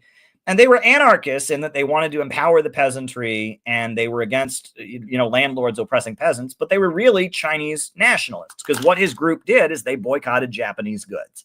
And it was this anarchist group led by a high school principal that, when there was kind of an upsurge of Chinese nationalism, the May 4th movement, it was called, in 1919, after World War I, a lot of China had been seized by Germany, or had been seized by countries that lost the war, and China was not given its territories back, right? And Japan was allowed to antagonize and oppress China. And so Mao and his organization, which was hundreds of people, went around boycotting Japanese goods and burning stores that sold Japanese products. And they were fighting for China's national dignity. China was a country that had been degraded and humiliated, and they were fighting for China's national dignity. Well, Red Maze is thanking me for my answer, but I'm not done yet. We're only on Maoism, so we'll keep going. And it was this organization that Mao had formed, and Mao had grown up in the countryside in a wealthy family. His family were landowners, but he grew up in the countryside. He was a rural guy, and he had this group of students who boycotted Japanese goods and studied Peter Kropotkin and anarchism, and they existed. And then when the Russian Revolution happened, all of a sudden you had the Soviet Union was this new government that was communist, and Mao and his group merged into the Chinese Communist Party. There's a great movie you can watch about the founding of the Chinese Communist Party. In the West, they released it called the Beginning of the Great Revival. I think in Chinese, it's called The Founding of the Party. It's a great movie. Throughout the movie, Mao is walking around, and they ask Mao, they say, hey, Mao, isn't this Bolshevism, isn't this a Russian thing? And he says, no, Bolshevik just means majority. And in China, the workers and the peasants are the majority. And they repeat that line, and that Marxism, Leninism, or communism was this new idea from Russia, and that Marxism had not been very popular in China prior to the Russian Revolution. There were a lot of radicals in China. There were a lot of revolutionaries and stuff, but they weren't Marxist because Marxism is about the labor movement. It's about the industrial worker. And there was very little industry in China, right? There were railroad workers that went on strike. There were some factories here and there, but it was largely an agrarian country. So communism, Marx's writing is all about the factory worker fighting the employer, and people weren't reading that. But then when the Soviet Union had its revolution, communism was this new exciting thing, and the New People's Study Society of China merged into it. It was this group led by Mao. And Mao had a particular attachment to adolescence, which is very interesting. The first interview that Mao ever gave was to American journalist Edgar Snow, and he spends a lot of that interview talking about fighting with his father when he was a teenager. And that, Mao had a particular relationship with adolescence. And, China, a Confucian society that, the traditional family, filial piety is a really big thing. And so kind of the anger of Chinese teenagers is very big. One of Mao's first followers when he formed the New People's Study Society was a woman who was going to be forced into an arranged marriage to a husband she didn't love. And so she ran away from home, and she ended up joining Mao's New People's Study Society. And that Mao, he had kind of this group of people that followed him, and they boycotted Japanese goods and engaged in activism. They merged into the Chinese Communist Party. Mao was not popular in the early years of the Chinese Communist Party. He was seen as kind of an obscure figure. And 1927, Mao wrote a very, very important essay called Report on an Investigation of the Peasant Uprisings in Hunan, because Mao was from the countryside. He was from Hunan. And in Hunan, the peasants had rose up against the landlords, and they were killing their landlords. So Mao went there, and he observed it, and he said, this is where the energy is. And it's one of Mao's most poetic essays. There's a lot of quotes that come out of that essay. He said, a single spark can light a prairie fire. He said, revolution is not a dinner party. It cannot be so refined and magnanimous. It's an act of violence by which one class overthrows another. And he's basically writing, and he's saying that this peasant movement, this peasant uprising in Hunan, these peasants rising up and killing the landlords, redistributing the land. He said, this is the future. And if we want to build a communist movement in China, this is where we need to go. And nobody listened to him. And he's calling out his own party, because his own party, he's saying, you guys are focused in the cities. The energy is in the countryside. The revolution in China is going to come from the rural areas. It's the rural poor people who are going to make the revolution. And Mao saying that was not a popular thing. But, what happened? Well, the Chinese Communist Party grew very significantly in the 1920s because the Soviet Union was providing military training to the Chinese government, right? You had the Republic of China at the time, led by Dr. Sun Yat-sen. And even though it wasn't a communist government, the Soviet Union was providing military training. They sponsored a military training school in China, and they provided weaponry. And so there was a lot of people in the Chinese government and military that were heavily influenced by the Soviet Union. After Dr. Sun Yat-sen died, Chiang Kai-shek, who came to power, he started very heavily suppressing the communists. And so there was a big, huge crackdown on communists. Over 100,000 communists were executed, and they had to flee to the countryside. If you were in the city and you were a communist, you got killed. And when they fled to the countryside, they formed an army. And it was the People's Liberation Army, the Chinese army. And Mao was the leader of the People's Liberation Army. Many times they tried to fire Mao as the leader of the Chinese Communist Party. The Communist International liked other people. There were other people that Moscow liked, but Mao was the leader of the organization. He was the general. He was a military guy who was leading the military in the countryside. That was carving out liberated territory and organizing the peasantry. And Mao, he took Soviet ideology and he said, okay, we're going to organize the peasants rather than the industrial workers. And, and he built this kind of, and in a lot of ways, Mao was, Peter Kropotkin was the anarchist Mao had followed. And Peter Kropotkin had built a peasant movement. And Mao was kind of still a Kropotkinist. He, was still building a peasant movement. And he built a peasant army. And Mao was a brilliant mass organizer. And Chinese communism, I'm getting to the answer what Maoism is. Chinese communism always had its own following, right? There was an American journalist named Agnes Smedley, an American feminist. And she moved to China and she started writing books about the Red Army and how amazing it was. And that Edgar Snow, an American journalist from Missouri, went to China and he interviewed Mao and he wrote this book, Red Star Over China, that was a bestseller. And that even though Chinese communism was part of this global brand called communism, it always had its own way of doing things. And it was much more religious. This is one thing that it's weird. They were atheists, dialectical materialists, but people always said that Mao's appeal was much more spiritual. It was like, do the right thing. They had, criticism, self-criticism. And you were like, you would wrangle, are you doing the right thing or not? You had struggle sessions where it was like, learning to do the right thing, arguing about your behavior. Are you doing right? Where people got up and confessed when they did something wrong. It was like a confession ritual. And that people compared the liberated territories in China when Mao was waging his war, they compared it to early Christianity. You basically gave up all your possessions and you lived with a group of other people and you sang songs 24 hours a day. And they took all the traditional Chinese songs and rewrote them to have communist lyrics. And you sang songs 24 hours a day and you had no possessions and you were building an army and building a communist movement. And they were very strict in opposing corruption, which is interesting because there was a whole history of corruption in China and that there were many of these rural villages when the Red Army arrived, the people panicked because they had anytime an army showed up, it was to rape and pillage and kill them all and steal their stuff. And when the Red Army showed up and didn't rape and pillage and steal all their stuff, they were like, damn, this is something special. And they joined it. And that was what was special. Chiang Kai-shek's armies and the various armies in China's history were known of, they would just rob any village they came to. And the Chinese Communist Army didn't do that. How did they prevent that from happening? With the death penalty. And they used the death penalty very liberally. And if you stole anything from the village that you went to, they put you up against the wall and shot you. And they used very rigid authoritarian military discipline to prevent corruption.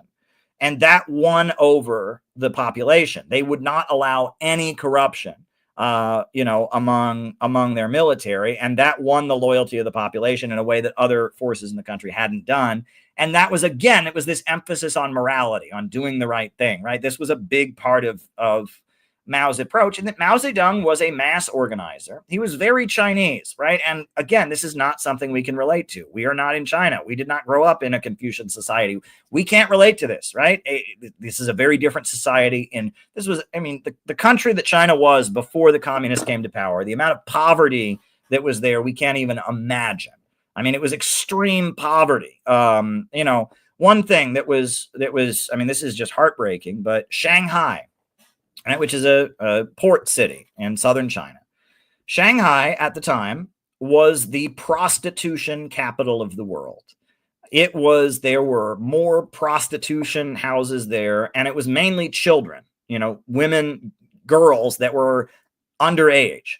And it was people from all over the world went there to have sex with little girls. It's awful. It's horrible what was going on. And that in Western media, Chinese people were routinely demonized as heartless people because look how many of them have sold their children into child prostitution, right? And that Shanghai was this place that people from all over the world went, and it was just this child prostitution hub. Well, what was the reality was that millions of people were starving to death, and that in a situation where a child might starve to death, selling a child into prostitution made sure they had food, right? And that was never factored in. But like every day, and like this is what drives me crazy. When people say Mao starved millions of people, Mao started the process of China lifting millions of people out of poverty. Millions of people were already starving in China. Every year, people died of starvation in China. over and over again. There were famines in China that killed millions of people all the time. And Mao is the one who brought tractors to China. They called them iron oxen. And Mao is the guy who, brought the first power plants to China. Millions of people in China never would have seen a doctor if Mao hadn't organized the barefoot doctor program. All kinds of doctors were sent to rural areas. Like, you have no idea how poor China was before the communists took power, right? And again, like the stuff about Shanghai and the child prostitution, and it's like this was a country that was devastated. Edgar Snow talks about, in 1927, before the communists took power, there was a famine in China that killed millions of people. And that famine, because you can't blame communism for it. It has like 3 sentences about it on Wikipedia because it's not helpful in demonizing communism. That's before the communists came to power. But Edgar Snow was living in China when that famine happened. And he said, look, there were regions with plenty of food. And then there were regions where there was no food. And there was no strong central government that could organize bringing food to the areas that didn't have it. And people died not because there was not enough food, but because they didn't have central government to organize it. That was the crazy thing, is that there were parts of China that had food, but they couldn't get the food to the rural areas. There was no strong central government to do it. And that's, again, when you talk about one China, why is China so obsessed with Taiwan? Why is China so offended by Uyghur separatism, Tibet separatism, Hong Kong separatism? It's because of the fact that part of the way they were kept poor was they were divided. They didn't have a strong central government. Now they do. The Chinese Communist Party is the strong central government that if they have a famine in one region, the Chinese Communist Party will take food from the other region and get it there. They don't have these kind of problems. But the amount of poverty before Mao came to power was so extreme, right? It was so extreme. And so we can't relate. Mao Zedong thought, the Chinese Communist Party basically said, we believe in Marxism-Leninism as our ideology. But then on top of our Marxist-Leninist ideology, we have Mao Zedong thought, right? Maoism is not a term that's used in China. That's a term that was used later.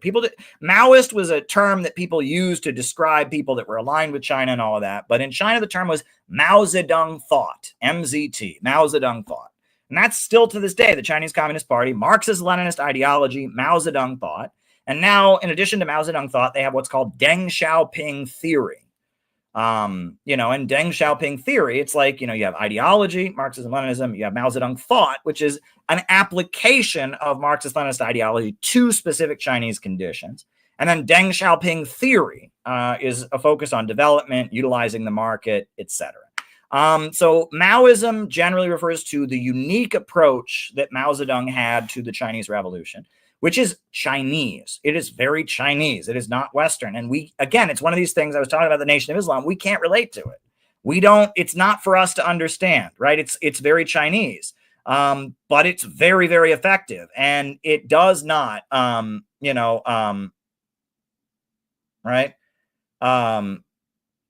It does not do that. So yeah, there you go. And then Trotskyism. Trotsky was somebody. He was a Marxist leader from Russia, who I've talked a lot about him before. But Trotsky was he was an intellectual of Russian origin, a well-known writer and speaker about Marxism from Russia, who spent most of his life in exile. And he joined the Bolsheviks at the last minute in July of 1917 when they were on the verge of taking power. And he really just didn't agree with Lenin. Lenin said that the fight isn't against capitalism, it's against imperialism, that the revolutionary energy will come from the East and the developing countries rather than the capitalist West. It'll be nations fighting for their national liberation that will bring socialism into the world. Trotsky had his theory of permanent revolution, which was that basically the only point of the Soviet Union was to spread communism to where it really matters, which is the West, right? And that he held on to the classical Marxist conception that, socialism will come into the world by the factory worker in the Western country seizing his factory, right? And it's going to be the Western capitalist countries that are the most advanced that'll eventually have communism. Lenin repudiated that. Lenin said it's the countries that are kept poor by the domination of Western capitalism that will break free from Western capitalism and imperialism, and they will, use socialism to build themselves up. That's the basis of the revolution. Trotsky never accepted that. He was a classical Marxist, and he was a self-hating Russian. Trotsky was a Jew who was a victim of anti-Semitism, and he hated the Russian peasantry. He thought they were backward.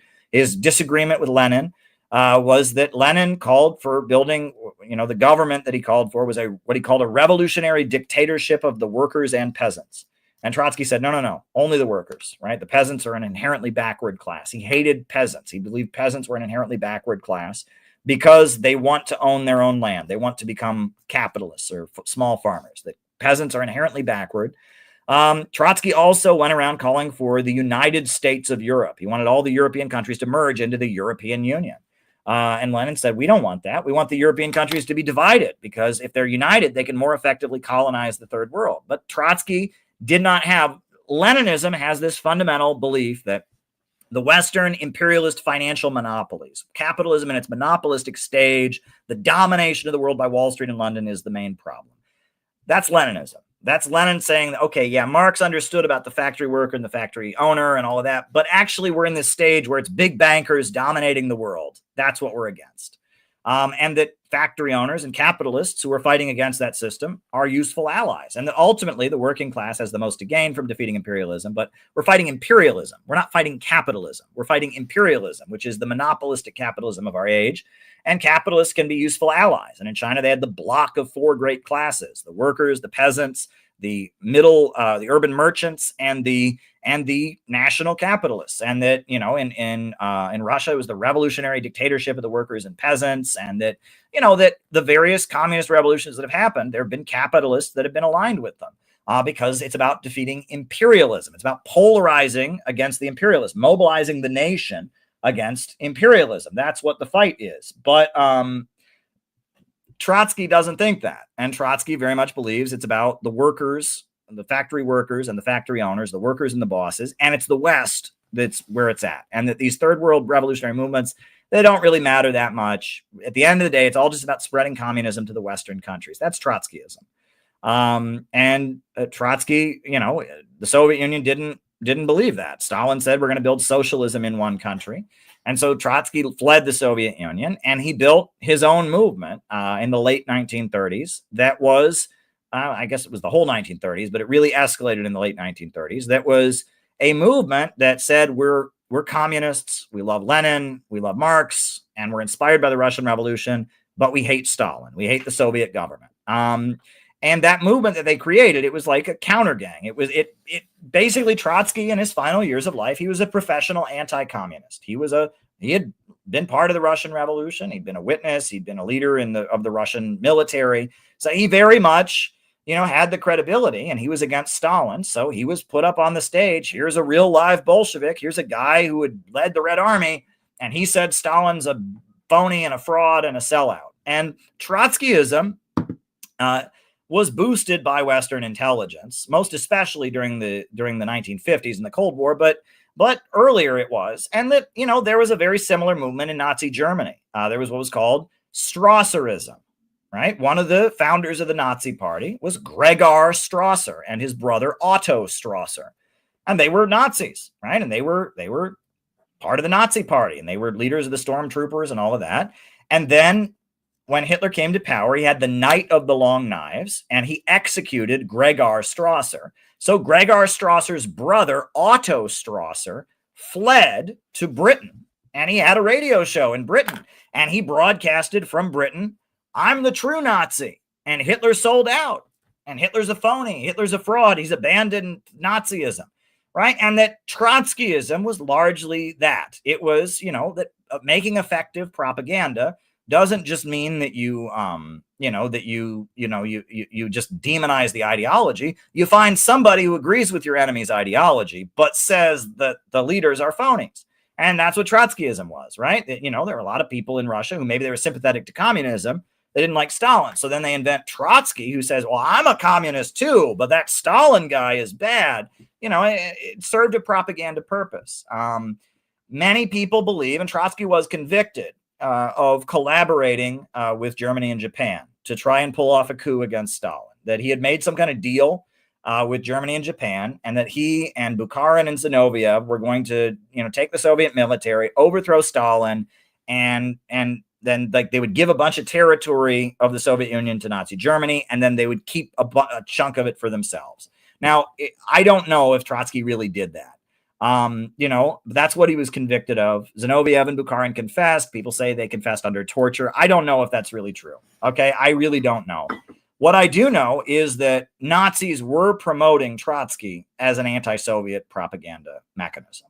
I know that because that is admitted, and Joseph Goebbels' diary admits that, and that during the Spanish Civil War, General Franco admits that he was boosting what he called the fifth column in Barcelona, which was the POUM, which was the Trotskyite organization in Spain, and that that Trotsky, whether he knew it or not, he was being boosted by fascists against the Soviet Union because he'd had a falling out with the Soviet Union, and that's why Trotsky was killed right as World War II was breaking out. That basically, Stalin feared that Trotsky would be used to mobilize communists against World War II, and that they needed as much global support. The Soviet Union needed as much global support as possible. And Trotsky was putting out an anti-war message at the time of his death when World War II began. He was putting out a plague on both your houses. When France was invaded by Nazi Germany, he condemned the French communists for trying to defend the homeland from the Nazi invaders.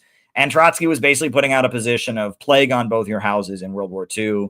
And, Trotskyites in America were were trying to infiltrate the U.S. Army and form a union of soldiers to disrupt the war effort and all that. And Trotsky said, no. At that point, Stalin killed Trotsky because, now whether Trotsky had indeed consciously joined this conspiracy with the Nazis or whatever, I have not seen conclusive proof of that. Dr. Grover Furr makes a very persuasive case that is the case, but I don't know.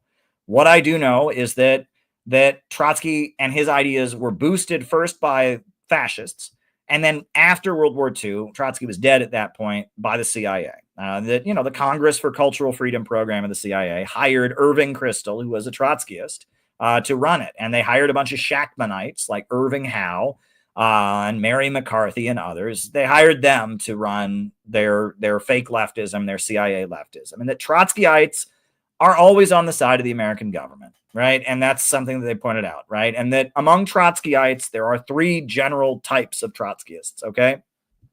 First, you have what are called third camp Trotskyists. And these are people who actually broke with Trotsky. In his final years of his life, right before he died, as World War II was breaking out, you had the non-aggression pact between the Soviet Union and Hitler, the Molotov-Ribbentrop Pact. So the Pact of 39. And when the Pact of 1939 was signed, there were a number of Trotskyites who said the Soviet Union was no longer socialist. It was a deformed workers' state. It was state capitalism. It was, it had all been overturned. And those people had a falling out with Trotsky in his final years. And they were the third camp Trotskyites. The leader of them in the United States and in New York City was a guy named Max Shachtman, James Burnham, Martin Aburn. And they broke with Trotsky in 1939 over the Molotov-Ribbentrop Pact. And they were the New York intellectuals. And they are the ones who eventually became neocons, was these Trotskyists who broke with Trotsky because they completely turned against the Soviet Union. And third camp Trotskyism says that the Soviet Union and Cuba and China and all the communist countries are not socialist, and they are just as bad, if not worse, than the capitalist West, right? And the third camp Trotskyism is CIA. It is completely CIA, and it always has been. Like Irving Kristol, the founder of the Congress for Cultural Freedom program, was a Shachtman follower. Irving Howe, who was the leader and one of the founders of DSA, was promoted by the CIA and was one of these people. And for a long time, the biggest third camp Trotskyist organization in America was called the ISO, the International Socialist Organization. And they have a nonprofit called Haymarket Books. That's like a publishing company. It's still around, but from like the 80s, early 80s up until until 2019 when they liquidated, the ISO, the International Socialist Organization, they were on every college campus. They were the most visible communist socialist group in America, and they're a third camp Trotskyite group. They disavowed and denounced every communist government. They invoked Trotsky, but when it really got down to it, they didn't agree with Trotsky because Trotsky said the Soviet Union was a deformed workers' state. They just had no love for it. And it's a CIA thing. And that Haymarket Books this nonprofit, and 2019 they dissolved into DSA. There was a sexual scandal or something, and they just dissolved into DSA. And it's all the same people, and they're all still being paid by the nonprofit, by Haymarket Books. They just don't have ISO anymore. They now they're Haymarket Books. Now they're just part of the Democratic Socialists of America. But they were the main third camp Trotskyist group. There's others. There's other third camp Trotskyist groups, and they're mainly on college campuses. They're mainly academic, and they disavow all communist and socialist countries. And they're just college professors, writers who talk about communism, right? So there's that. Then you have what's called mainline Trotskyism. And that's when Trotsky, built a group called the Fourth International. That's what he called it. The Communist International was the Third International. So he formed his own Third International, or Fourth International. The common term was the Third International. Trotsky formed the Fourth International. And the Fourth International was Trotsky's group. And after Trotsky died, it was led by largely the main intellectual associated with them was a guy named Ernest Mandel. And it was the Fourth International, the Socialist Workers' Party in America. It was, and that mainline Trotskyism said the Soviet Union was a workers' state, but it was a deformed workers' state. And it said, Cuba was a workers' state, but it was, and it basically, they support socialist countries, but not really. They say they're socialist in form, but they're led by a parasitical Stalinist bureaucracy. And they also they really opposed the Vietnam War, and they had support for Ho Chi Minh because they thought he was a third world revolutionary. At different times, they liked Fidel Castro, but for the most part, they're against communist governments, but they are also they support third world national liberation movements while opposing the Soviet Union. And that's called mainline Trotskyism. And they tend to emphasize labor unions, right? And in Britain, mainline Trotskyism had a lot of power. During the 1980s, Manchester, which is a major city in Britain, their city council was run by mainline Trotskyists. The Labor Party was infiltrated by what was called the militant tendency, which was mainline Trotskyists, and they ran the city council. And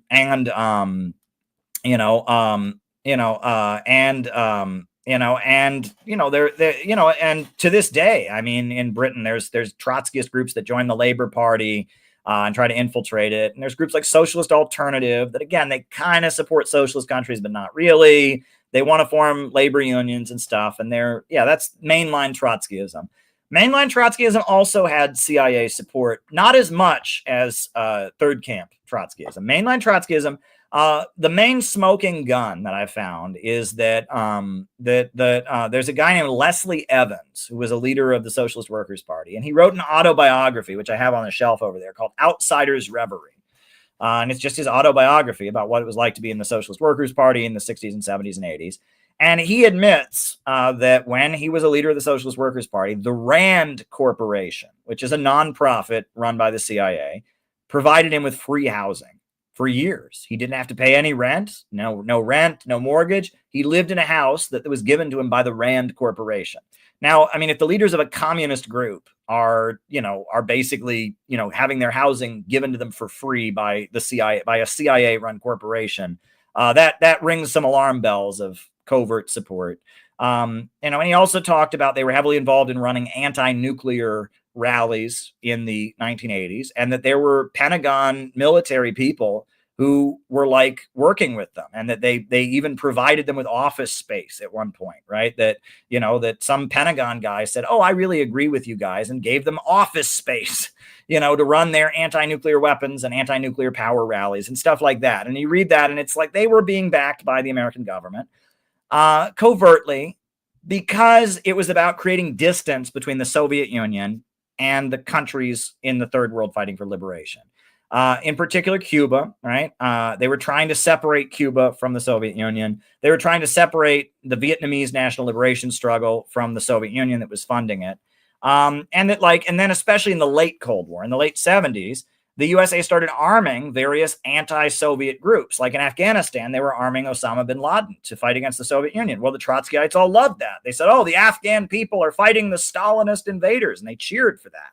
Well, I mean, if you want to give credibility to a group of the third world that are fighting the Soviet Union, one way to do it is to find a group of communists who will support them. And so the SWP and the Fourth International, yeah, they supported Osama bin Laden, the freedom fighters of Afghanistan. And wherever the CIA was funding some kind of rebel group that was fighting against communists, the Trotskyites gave it cover, right? And they, and they might be sympathetic to Cuba. They were sympathetic to Algeria, which is weird. But for a while, Algeria, I guess Ben Bella was a leader of Algeria who was kind of a communist, and for a while, Ben Bella was kind of funding, and Trotskyites were going to Algeria, and that Trotskyites, it was like whenever there was a communist government or a communist government, they were trying to pull away from the Soviet Union, the Trotskyites would show up and make friends with them. Whenever there was kind of an armed uprising against the Soviet Union, the Trotskyites would support it in the name of, well, you got to support it because the Soviet Union and communism is so bad. And they played a confusion role. And that's mainline Trotskyism. This U.S. Socialist Workers Party, what do you call them? The militant tendency in Britain, the Fourth International, various groups. Now, there's one weird outlier, right? So in addition, you have the third camp Trotskyites, and then you have the mainline Trotskyites. There's one other group, which I actually find to be very interesting. I'll be honest with you. Very interesting. They're a little strange, but I find them to be much more honest and sincere. And those are people that you call orthodox Trotskyists. And they're a wing of Trotskyism it's various Trotskyist groups that they kind of live in their own world. They follow Trotsky in almost a religious, loyal way. For example, they maintain World War II is still happening. Why? Well, Trotsky said at the time he died, the only way World War II will end is with a workers' revolution. And there hasn't been a workers' revolution. So clearly World War II must still be going on. That's a little crazy. It's a little kooky, but that's what they think. The Spartacist League is probably the most famous of these groups. It's an American Trotskyist group, the Spartacist League, and they are orthodox Trotskyists. They're ultra Trotskyists. And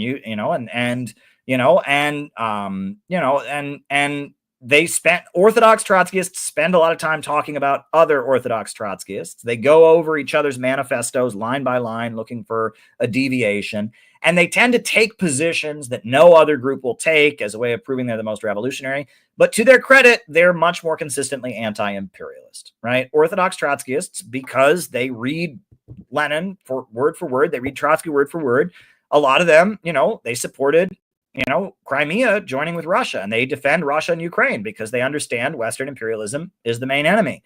A lot of them, they opposed the U.S. government bombing Libya, and they don't support CIA-led uprisings, and they will not support officially people that are fighting U.S. imperialism around the world. But if the U.S. imperialists are attacking a country, they'll announce, they call for military support. They wanted military support of Iraq against the U.S. invaders, right? Military support of Libya and military support for Gaddafi. And that they, because they're so intensely ideological, right?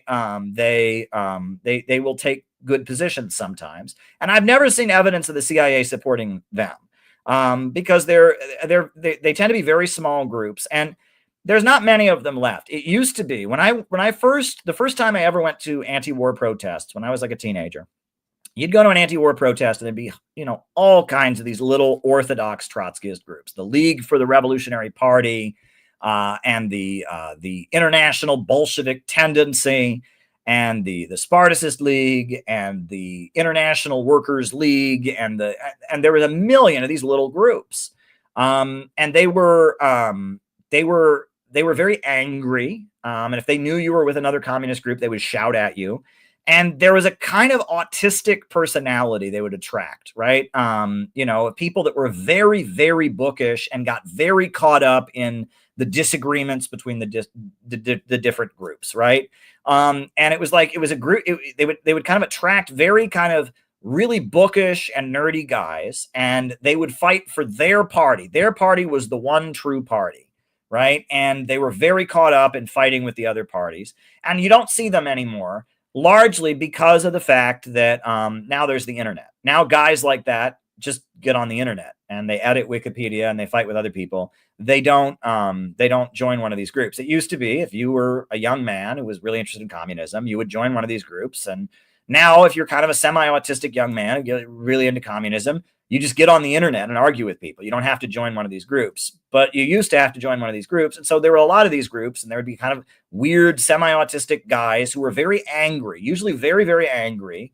And they would scream at each other, and they would fight with the other communist groups. They would go to the other groups would have meetings, and they would go to the groups' meetings and debate them. And Orthodox Trotskyism is a weird outlier. And, occasionally there is an Orthodox Trotskyist group that does good things. For example, World Socialist Website. They don't agree with me on a lot, but they actually have done some really good stuff around Julian Assange and other things because they're at odds with U.S. imperialism. They're an Orthodox Trotskyite group, and they do some good stuff. They're a bit sectarian. They've dissed Jimmy Dore and some others, but whatever. And Jerry Healy, in my book on Khrushchevism, I have a chapter about Jerry Healy, who was an Orthodox Trotskyist group, an Orthodox Trotskyist who really was a really important pioneer of Palestine solidarity. So Trotskyism is a weird thing. It's a weird thing. It's also not a thing in the third world, right? You go to third world countries, it's not a thing. A little bit in Latin America, but not really.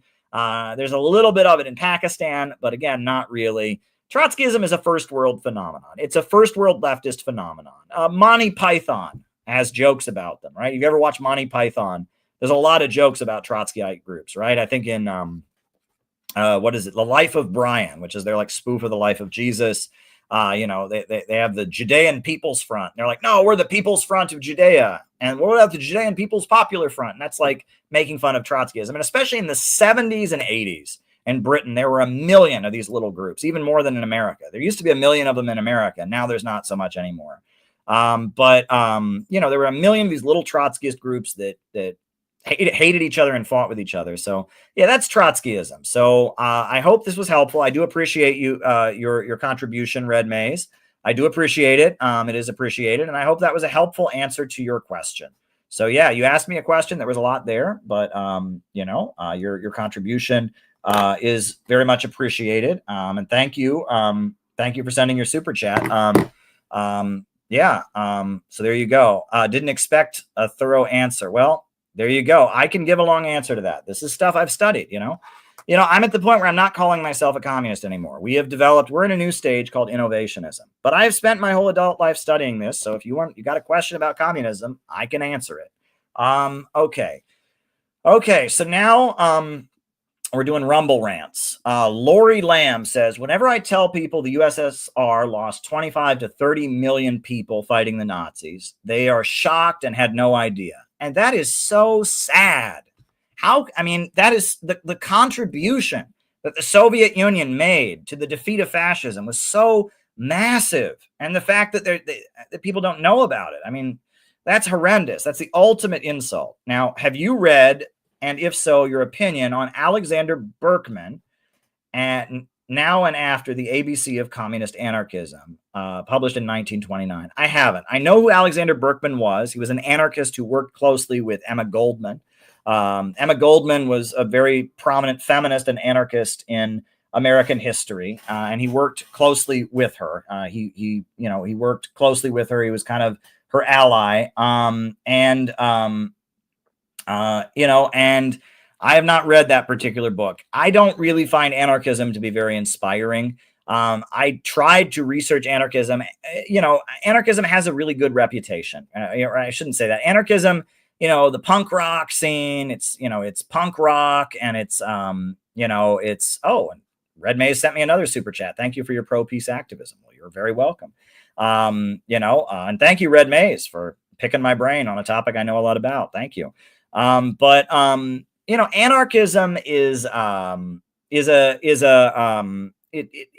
with punk rock and with kind of the exciting radicals, bomb throwers, it has this radical veneer. I don't find anarchism to be very inspiring. I never did. If you want to know what anarchism is, basically there are 3 schools traditionally of anti-capitalist thought, right?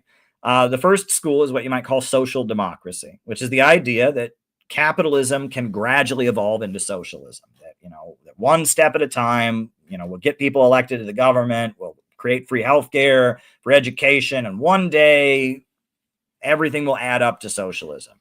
Edward Bernstein, evolutionary socialism, the movement is everything, the goal is nothing. Right? And that socialism is just the sum of reforms. That's social democracy. And that's what the Labour Party in Britain originally believed in. That's what, the French Socialist Party, the German Social Democrats believed in, is that gradually capitalism will evolve into socialism. Marxism, Leninism, Soviet communism believes it's a struggle to seize state power. You're not trying to reform capitalism gradually. You're trying to take control of the government and seize control of the state, right? And use the state, to enact socialism. It's a struggle for state power. That the capitalists, the social democrats want to reform the system. The communists or the Marxist-Leninists want to seize state power. The anarchist current believes that you can create communism without coercion. Right? That's what they believe, that capitalism will just kind of deteriorate, and that that there are various things they believe, but all of them are basically without state coercion, we can build an egalitarian society. And the argument, a lot of them believe that the system, the system will just kind of collapse on its own, but we'll build cooperatives and collective kitchens and gardens, and that we'll just build our kind of model democratic egalitarian communes or whatever, and that'll just emerge to replace it. A lot of them believe in violence, and they believe in black bloc and breaking windows and rioting, and some of them are against technology. They're what they call eco-anarchists. So there's a name for them. They're anarcho-primitivists, and they're against technology. And it's a very hippie school of things, but it's like they want to create socialism voluntarily, on a voluntary basis. They do not want to take control of the government and have the government nationalize industries. They don't want that. They do not want, what they want is that just gradually, one step at a time, they will, gradually implement socialism, but it'll come about voluntarily. And they're not opposed to violence, property destruction. Well, some of them are pacifists, but some of them are not. And they're not opposed to violence and property destruction and things like that. Some are, but it's kind of that we're going to create socialism without coercion. And often that meant, that one of the biggest schools of anarchism was what was called anarcho-syndicalism, which was the belief that it was a fight between employers and employees, and that the government had nothing to do with it. They were not interested in voting. They were not interested in trying to change labor laws. It was just about building unions of workers to force employers to sign contracts. It's anarcho-syndicalism. That was the industrial workers of the world and other things.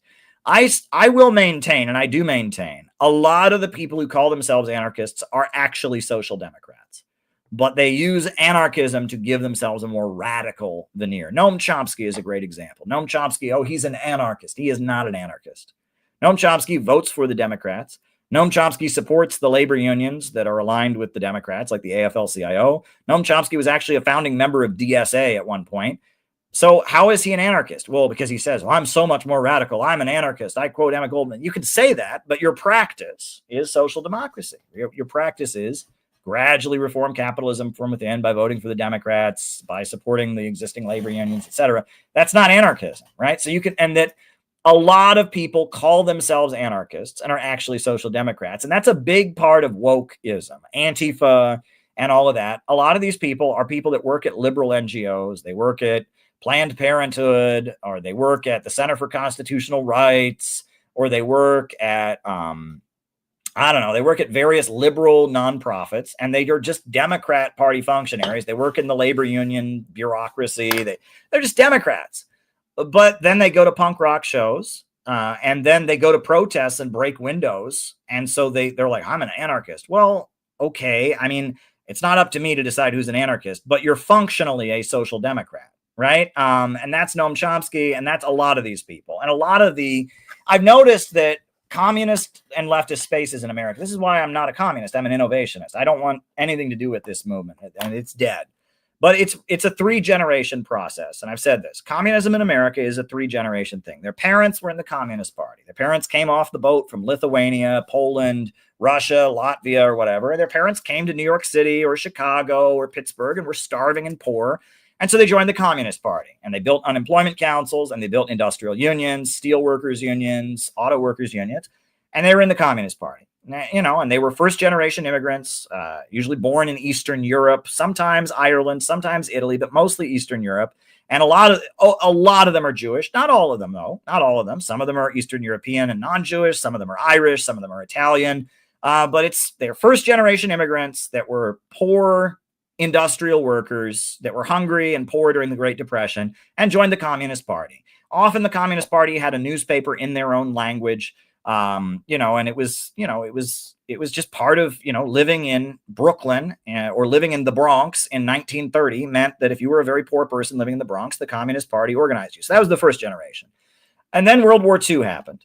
And after World War II, after World War II, there was the GI Bill, and many of these people got to go to college. City College in New York City was around the time of World War II, right before World War II, and in the lead up to World War II, and even up into the 50s.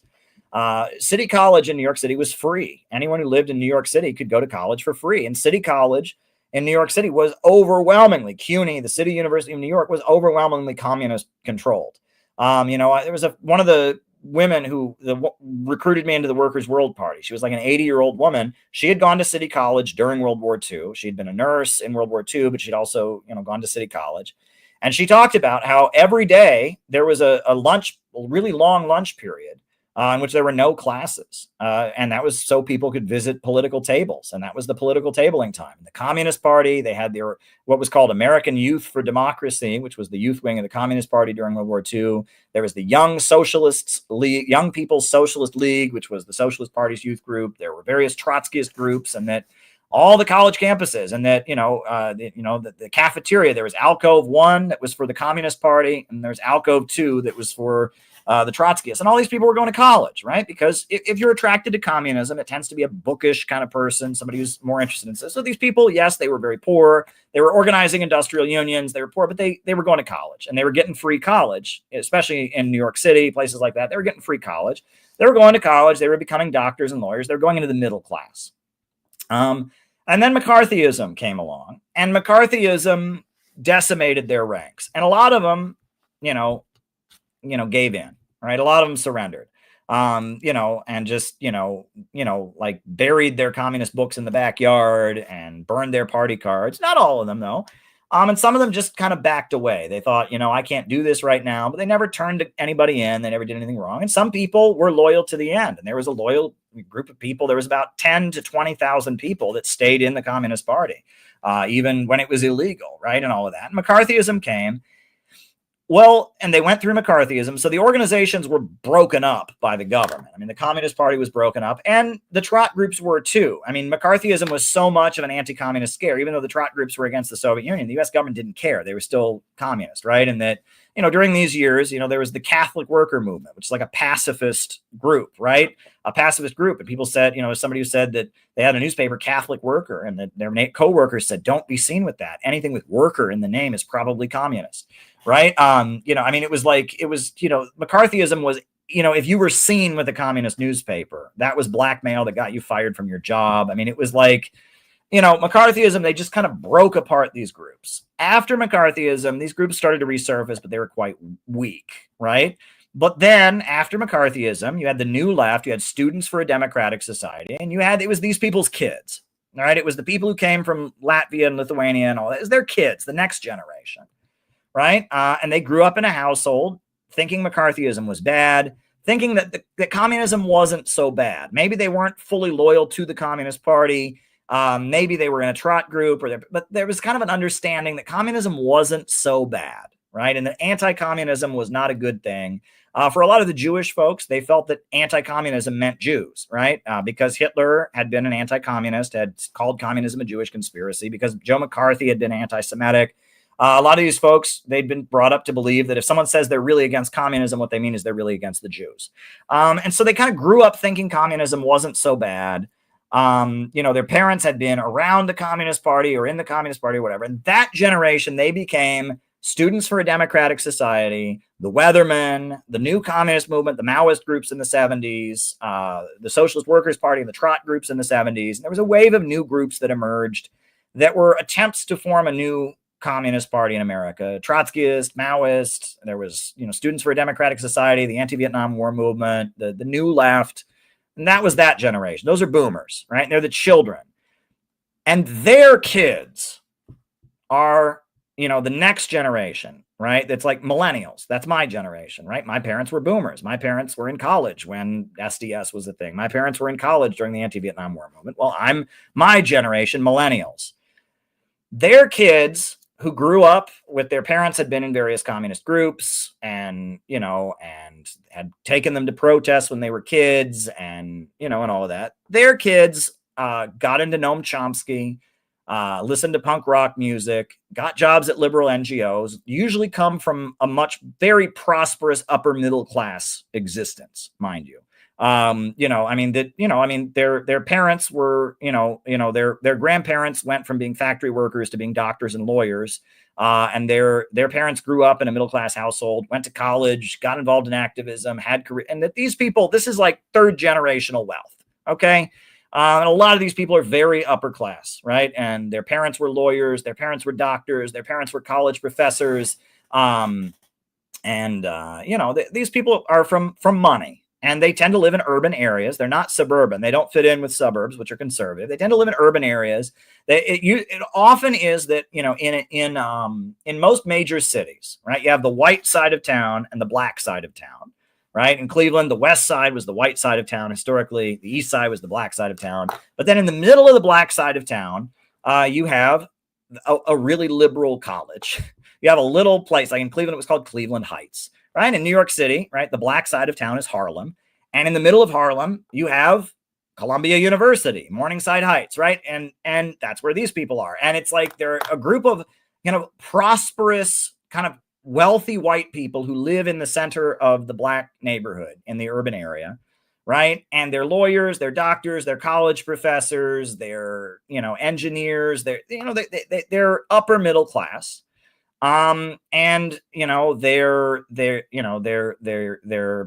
they're working as liberal activists, or they're working in law firms, or they're working in academia, or they're working in like a very liberal kind of place.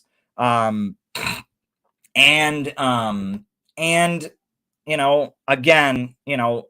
they will probably tell you they're anarchists because they believe in total democracy and they don't believe in authoritarianism and they don't want any form of oppression, and they love punk rock music. And that's the third generation of this, right? And that's Amy Goodman, the Amy Goodman fan club. I think Amy Goodman's more of a boomer, but it's like the people who listened to Amy Goodman, the people who attended, like Rage Against the Machine. You ever hear Rage Against the Machine? Well, Tom Morello, right? His mother was a communist who moved to Africa and married an African man, and he's half white American communist and half African. That's Tom Morello. And he's, a millennial like I am. And he grew up with a white communist mother and an African father. And, that's who he is. Right. And I'm trying to think of other examples, Amy Goodman and the people who listen to Democracy Now!, the people who would pile in to hear Noam Chomsky lectures, is this crowd of people, that are at this point, very pro-imperialist. They hate Russia. They hate Putin. They're very LGBT obsessed. They love LGBT, and they hate white workers. They hate white workers. And I'm going to try to not get fired up. I get fired up on here a lot, but having been from a small white working class town and having been surrounded by these people for my adult life, they hate white workers. And that's why they hate Donald Trump. They don't hate Donald Trump. They hate Donald Trump because he's politically incorrect and he offends them. But they also hate Donald Trump because he's building, his supporters tend to be low-income white people, low-income white Southern people, low-income white people. They hate low-income white people, right? They hate them, right? They think low-income white people are the Ku Klux Klan. And they're not interested in mass populist movements. They're interested in like obscure minorities, right? That's what they're interested in. They're always looking for some kind of new special minority that they can become the champion of, right? Whether it's like Puerto Rican transgender people or Haitian Americans with disabilities, or they're always looking, they love like special oppression. They love that, like identity politics and the interconnections and the intersectionalities, and they love that shit, right? And they love feminism, and they love LGBT, and they love the narratives of different exotic, marginalized, oppressed. And these people are all white for the most part. They're white, but they are like, but they think that normal Americans are just boring, right? White working class people who go to work and pay their bills and go to church, blah, they're boring, right? They want to know about Puerto Rican disabled anarcho lesbians. That's what they want to know about, and it's this weird kind of condescending. They're always looking for some like obscure group that they can champion. They come from money, from wealth, and they have a weird like phobia of authority, right? It's very interesting. It's like they hate military uniforms. Military uniforms scare them. They hate the American flag. They hate anything to do with Christianity. It triggers them. Christianity is burning women at the stake as witches and cutting off the heads of gay people. And the American flag is Jim Crow segregation. And military uniforms are, that means you're Hitler, you're a Nazi. And they're like triggered by any mass identity. It scares them, and they have been kind of trained to believe that means they will be the target, right? If a bunch of people are wearing a military uniform, it's because they're gonna come grab them and throw them in camps. A bunch of people are waving the American flag, it's because they're gonna kill them or something. It's like they are anything that is like Americana, they are afraid of. They're angry at, and they hate it. And it's like they kind of define themselves as being in opposition to the American people. It's very unhealthy, right? And it's like their identity is, we're the left, we're the others, right? America is bad. It's not they might say capitalism is bad. They might say imperialism is bad. They really just mean America is bad. That's what they mean, right? They mean America is an evil, white, racist country, and Americans who vote for Donald Trump are bad people. That's what they really mean, right? They don't really care. They support U.S. imperialism in Ukraine because Putin's evil, and Ukraine, I stand with Ukraine. They support U.S. imperialism in Africa. There's always some African country they're trying to rescue from China, save Darfur. They support American imperialism.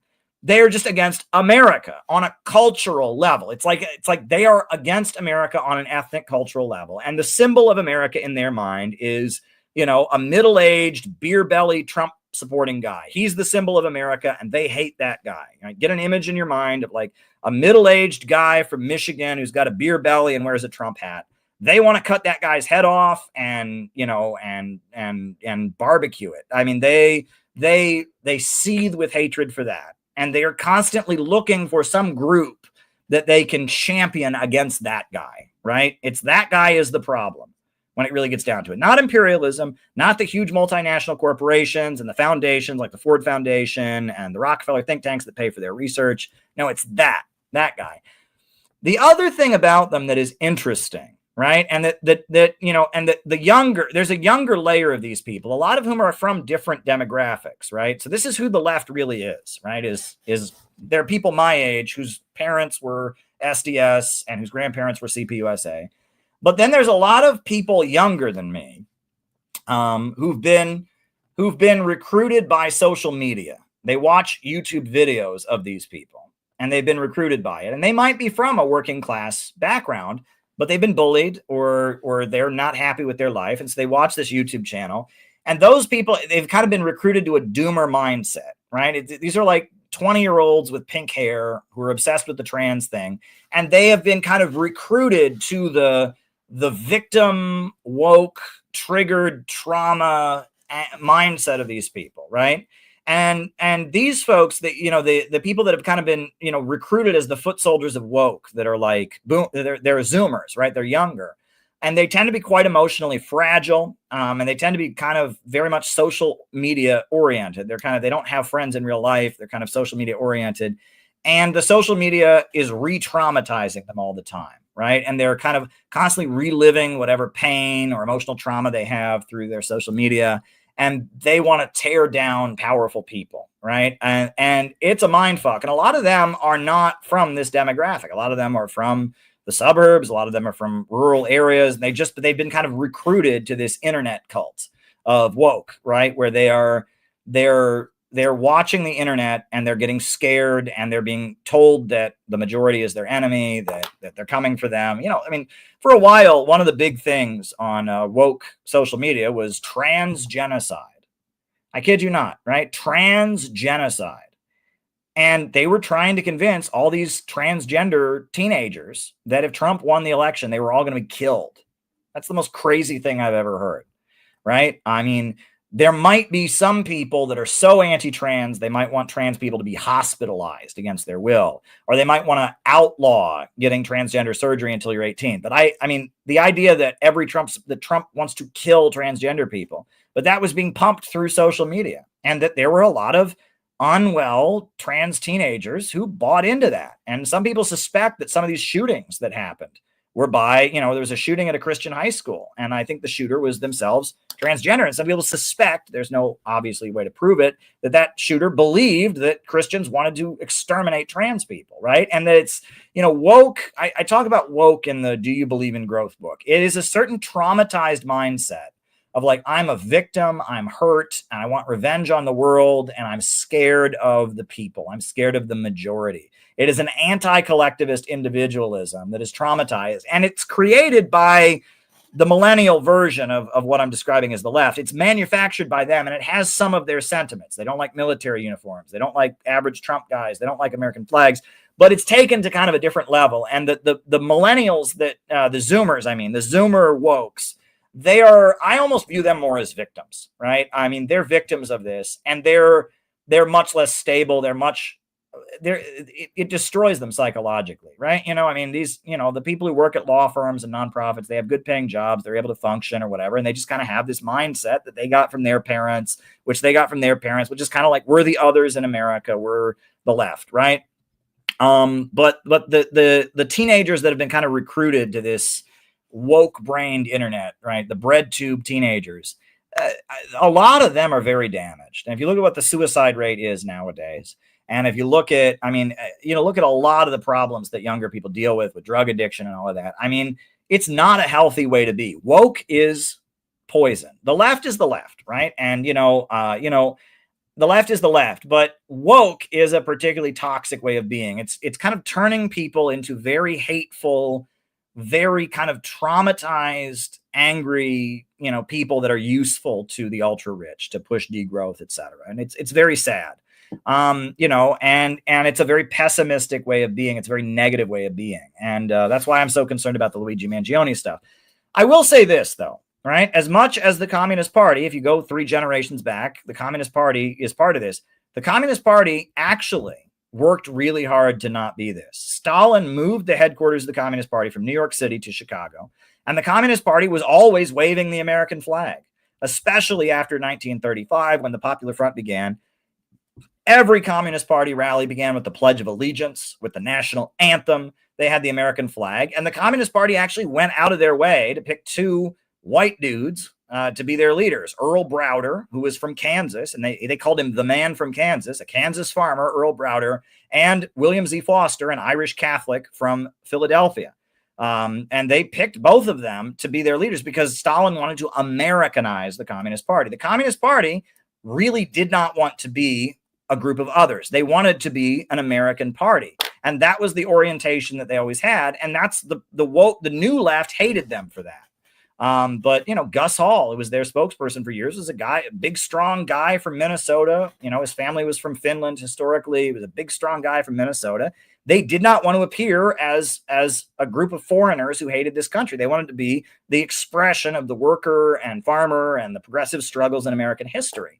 And that, when you read a William Z. Foster book, like The Twilight of World Capitalism, when you listen to the speeches of Henry Wallace, who was aligned with the Communist Party, you get a very positive, optimistic message that the communists had when they were taking leadership from Stalin, and they were very much not trying to be a leftist party. They were trying to be a party to bring socialism to the United States. And the kind of left mindset was something that at least the Stalin era Communist Party was actively fighting against. And that is to their credit. That's to their credit. Go read Earl Browder. Go read William Z. Foster. Go read Gus Hall. They didn't want to sound like people that are triggered by America and hate American flags and are trying to be the others. They were actively trying to sound like they were representatives of what the American people are and represent. So there you go. There you go. It's all very interesting, and I hope this is interesting to people. I've spent a long time studying this. It's funny. I'm trying to move away. We're pioneering innovationism, a new ideology, but I'm out here talking about communism because I've spent my adult life around communists. And I know a lot about them and all of that, and I'm here to answer your questions. And there you go. Now, Leo Messi says you had a CPI Instagram. Yeah, there's people in our organization running our social media. And I don't use Instagram, but there's somebody in CPI. I don't know if he wants to be identified or not. I think he's watching right now. I see him in the chat, but I'm not going to give his name away. Who's running our Instagram. He's doing a great job. And yeah, I guess, I don't know. I don't really look at Instagram, but I think it's important that we have social media be updated in the name of CPI. And we got morning messages. Dan is doing a great job with the morning messages. Dan in California, who's going to be leading our LA workshop and stuff like that. So we're doing great stuff and all of that. So yeah, I hope this was interesting to folks. I don't see any more questions. I do appreciate Red Maze and the the super chats that Red Maze sent in. And I do appreciate that. Yeah, I'm here to answer your questions. I probably, my voice is a little tired, so I'm not going to read another chapter of the Khrushchevism book tonight. But this is the book, my latest book. I have been turning a lot of my little books into little pamphlets, little short books that I can put on Amazon, which I appreciate. But I have been putting them out there. But my latest new book is the Khrushchevism. But I took a chapter from Where is America Going? What is Bonapartism? The chapter on William Z. Foster from the textbook.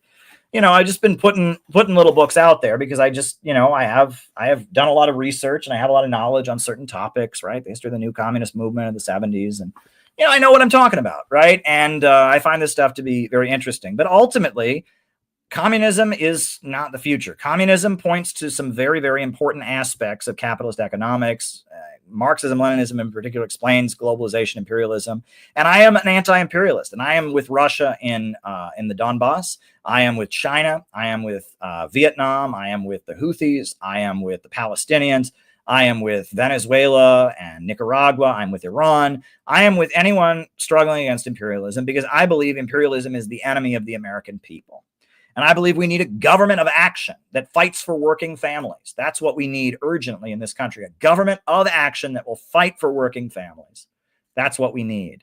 We need that desperately, and we need to build a mass populist movement against imperialism. And that means there will be capitalists that will be part of it. And it means there will be small business owners that will be part of it. And it means there will be a lot of people from different demographics. And we need to build an authentically American movement that opposes the global financial system that is deteriorating and wants America to become part of the new economy that's emerging in the East.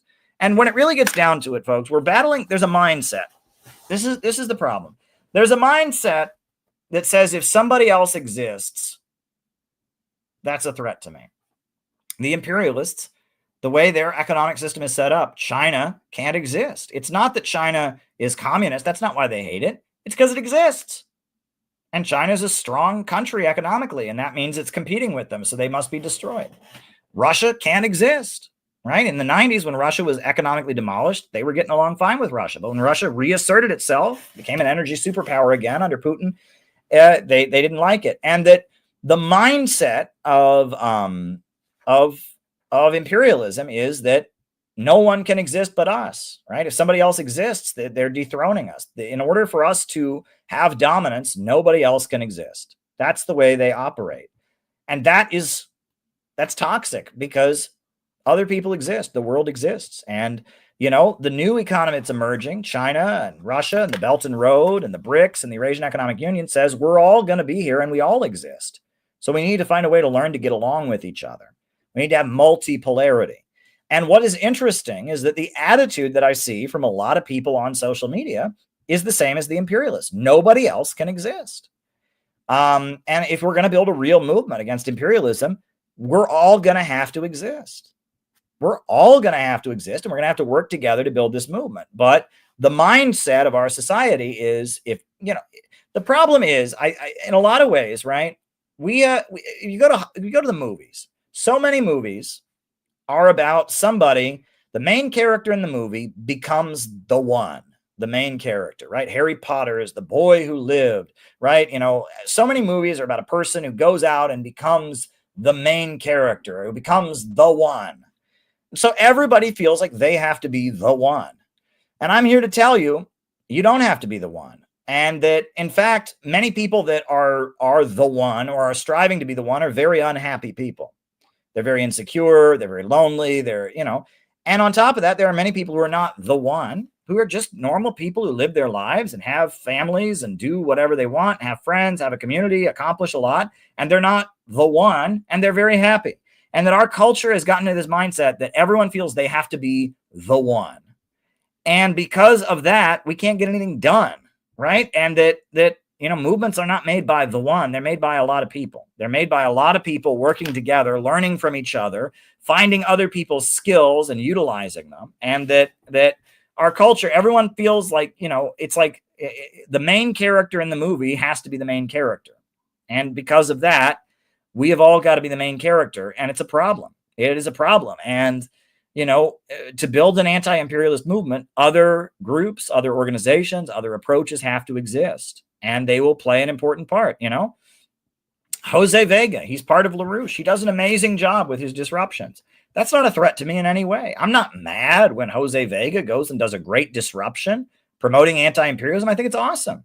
Right. And, but yet, people in his organization are mad that CPI exists because we're not them. And somehow us existing and having a pro-China, pro-Russia perspective is somehow an affront to them because we're not them. Well, if you're going to build a real movement to rescue America from imperialism, there's going to have to be other people and other organizations involved. Right. So, and I think it's great. Jose doing his great disruptions, that doesn't threaten me. Right. And I think it's great. It's a victory for me. Right. And to most Americans, they don't know the difference. Anyone who defends Russia and China, they're going to be like shocked by. And so, you know, if he does well, that's good for me. Right. And that gives me more credibility when I talk to my neighbors and my coworkers about Russia. And that there's many, we have to not have an Atlanticist, imperialist way of understanding how to relate to each other. Right.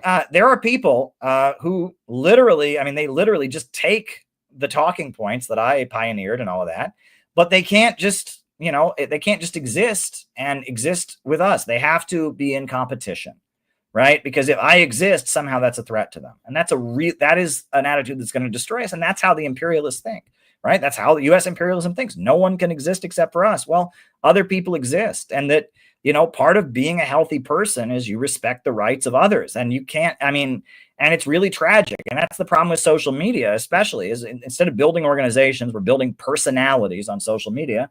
And no one, the people, they can't exist. You've got to exist. Well, if we're going to build a real anti-imperialist movement, various people have to exist. And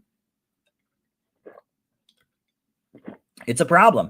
It's a real problem. And, that's all there is to it. It's a problem. And it's all a scarcity mindset. Because if the pie is only this big, the only way your slice gets any better is cutting into somebody else's. But the pie is not only this big. The pie is infinite. The pie can continue to get bigger. There is vast abundance in this world. And if we're going to build a real anti-imperialist movement, it's not a matter of simply fighting over the few people who already agree with it. We need to recruit from the masses. People who would never go looking for this. People that have never heard these ideas. So, if your mindset is, I've got to compete with the people who already kind of agree with me, that is a setup for failure because, there's not enough of us who think this way in America as it is. And we need to get to the masses. And when I see the way certain organizations operate and all of that, you can tell the only way that they think is that they assume it's a fight over the people who already agree with us. It's a territorial, childish fight over the people who already agree with us.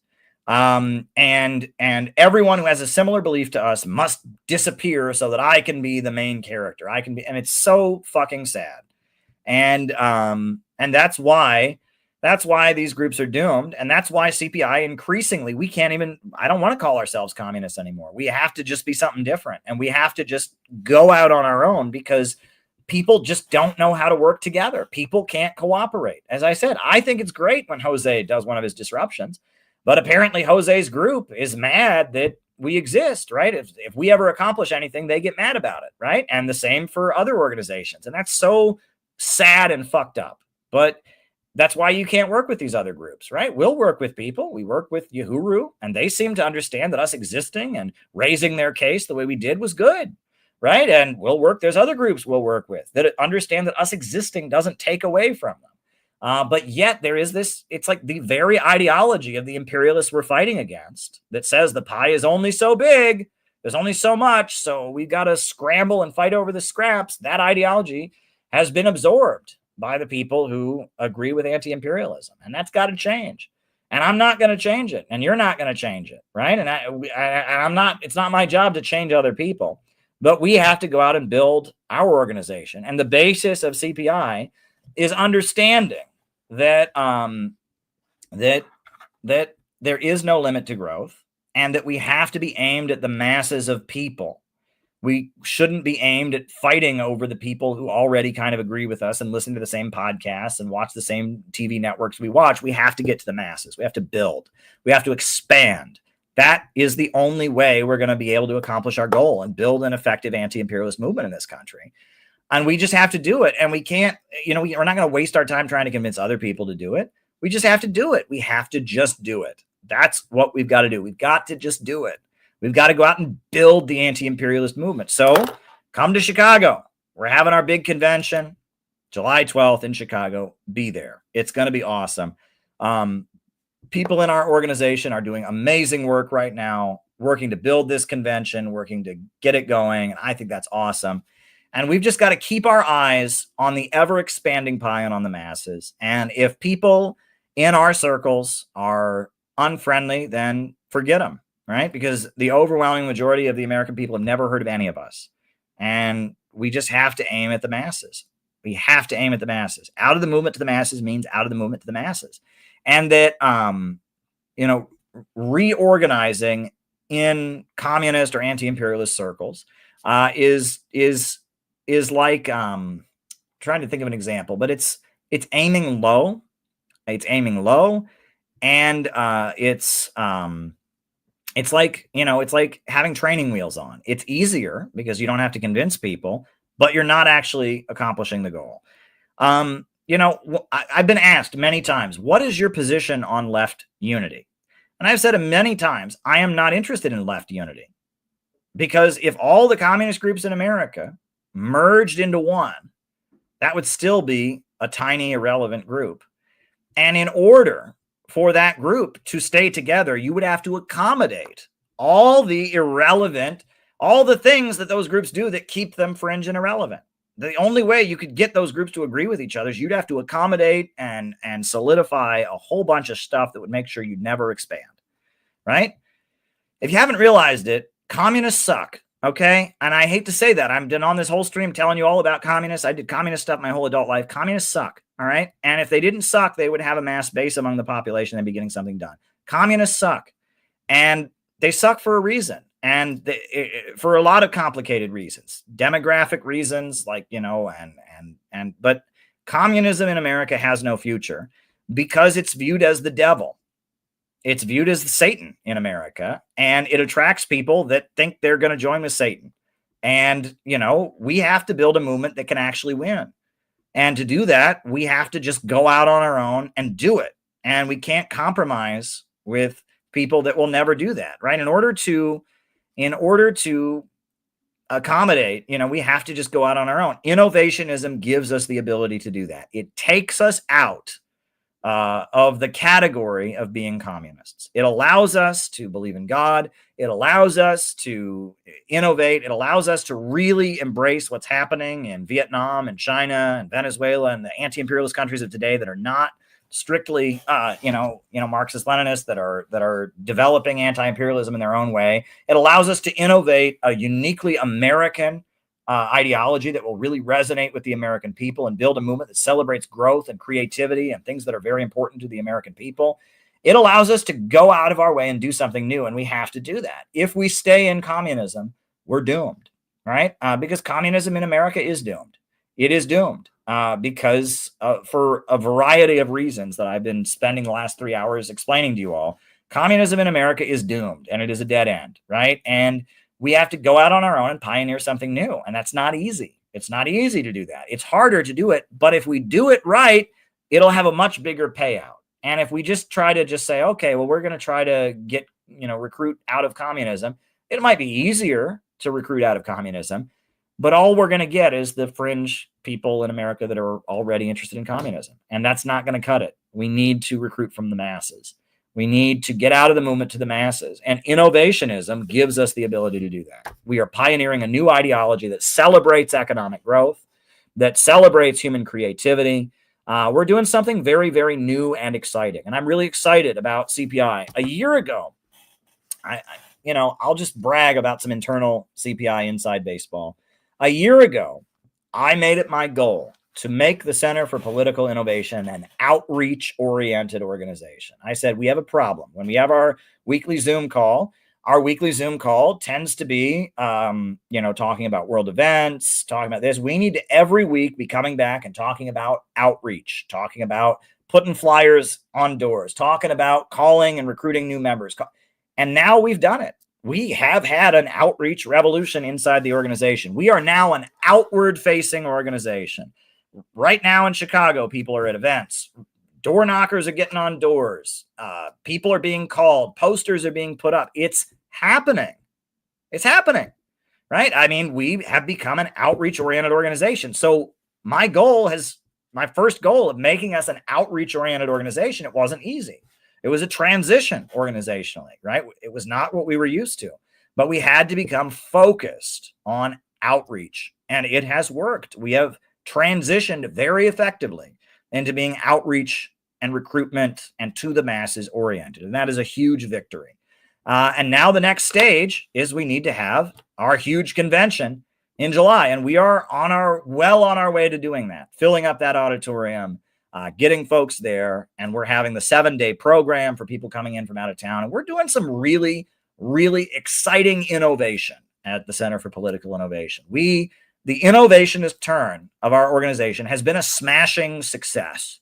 It has been a smashing success, and we are well on our way to achieving our goal for this year, which is to have a very successful convention in July.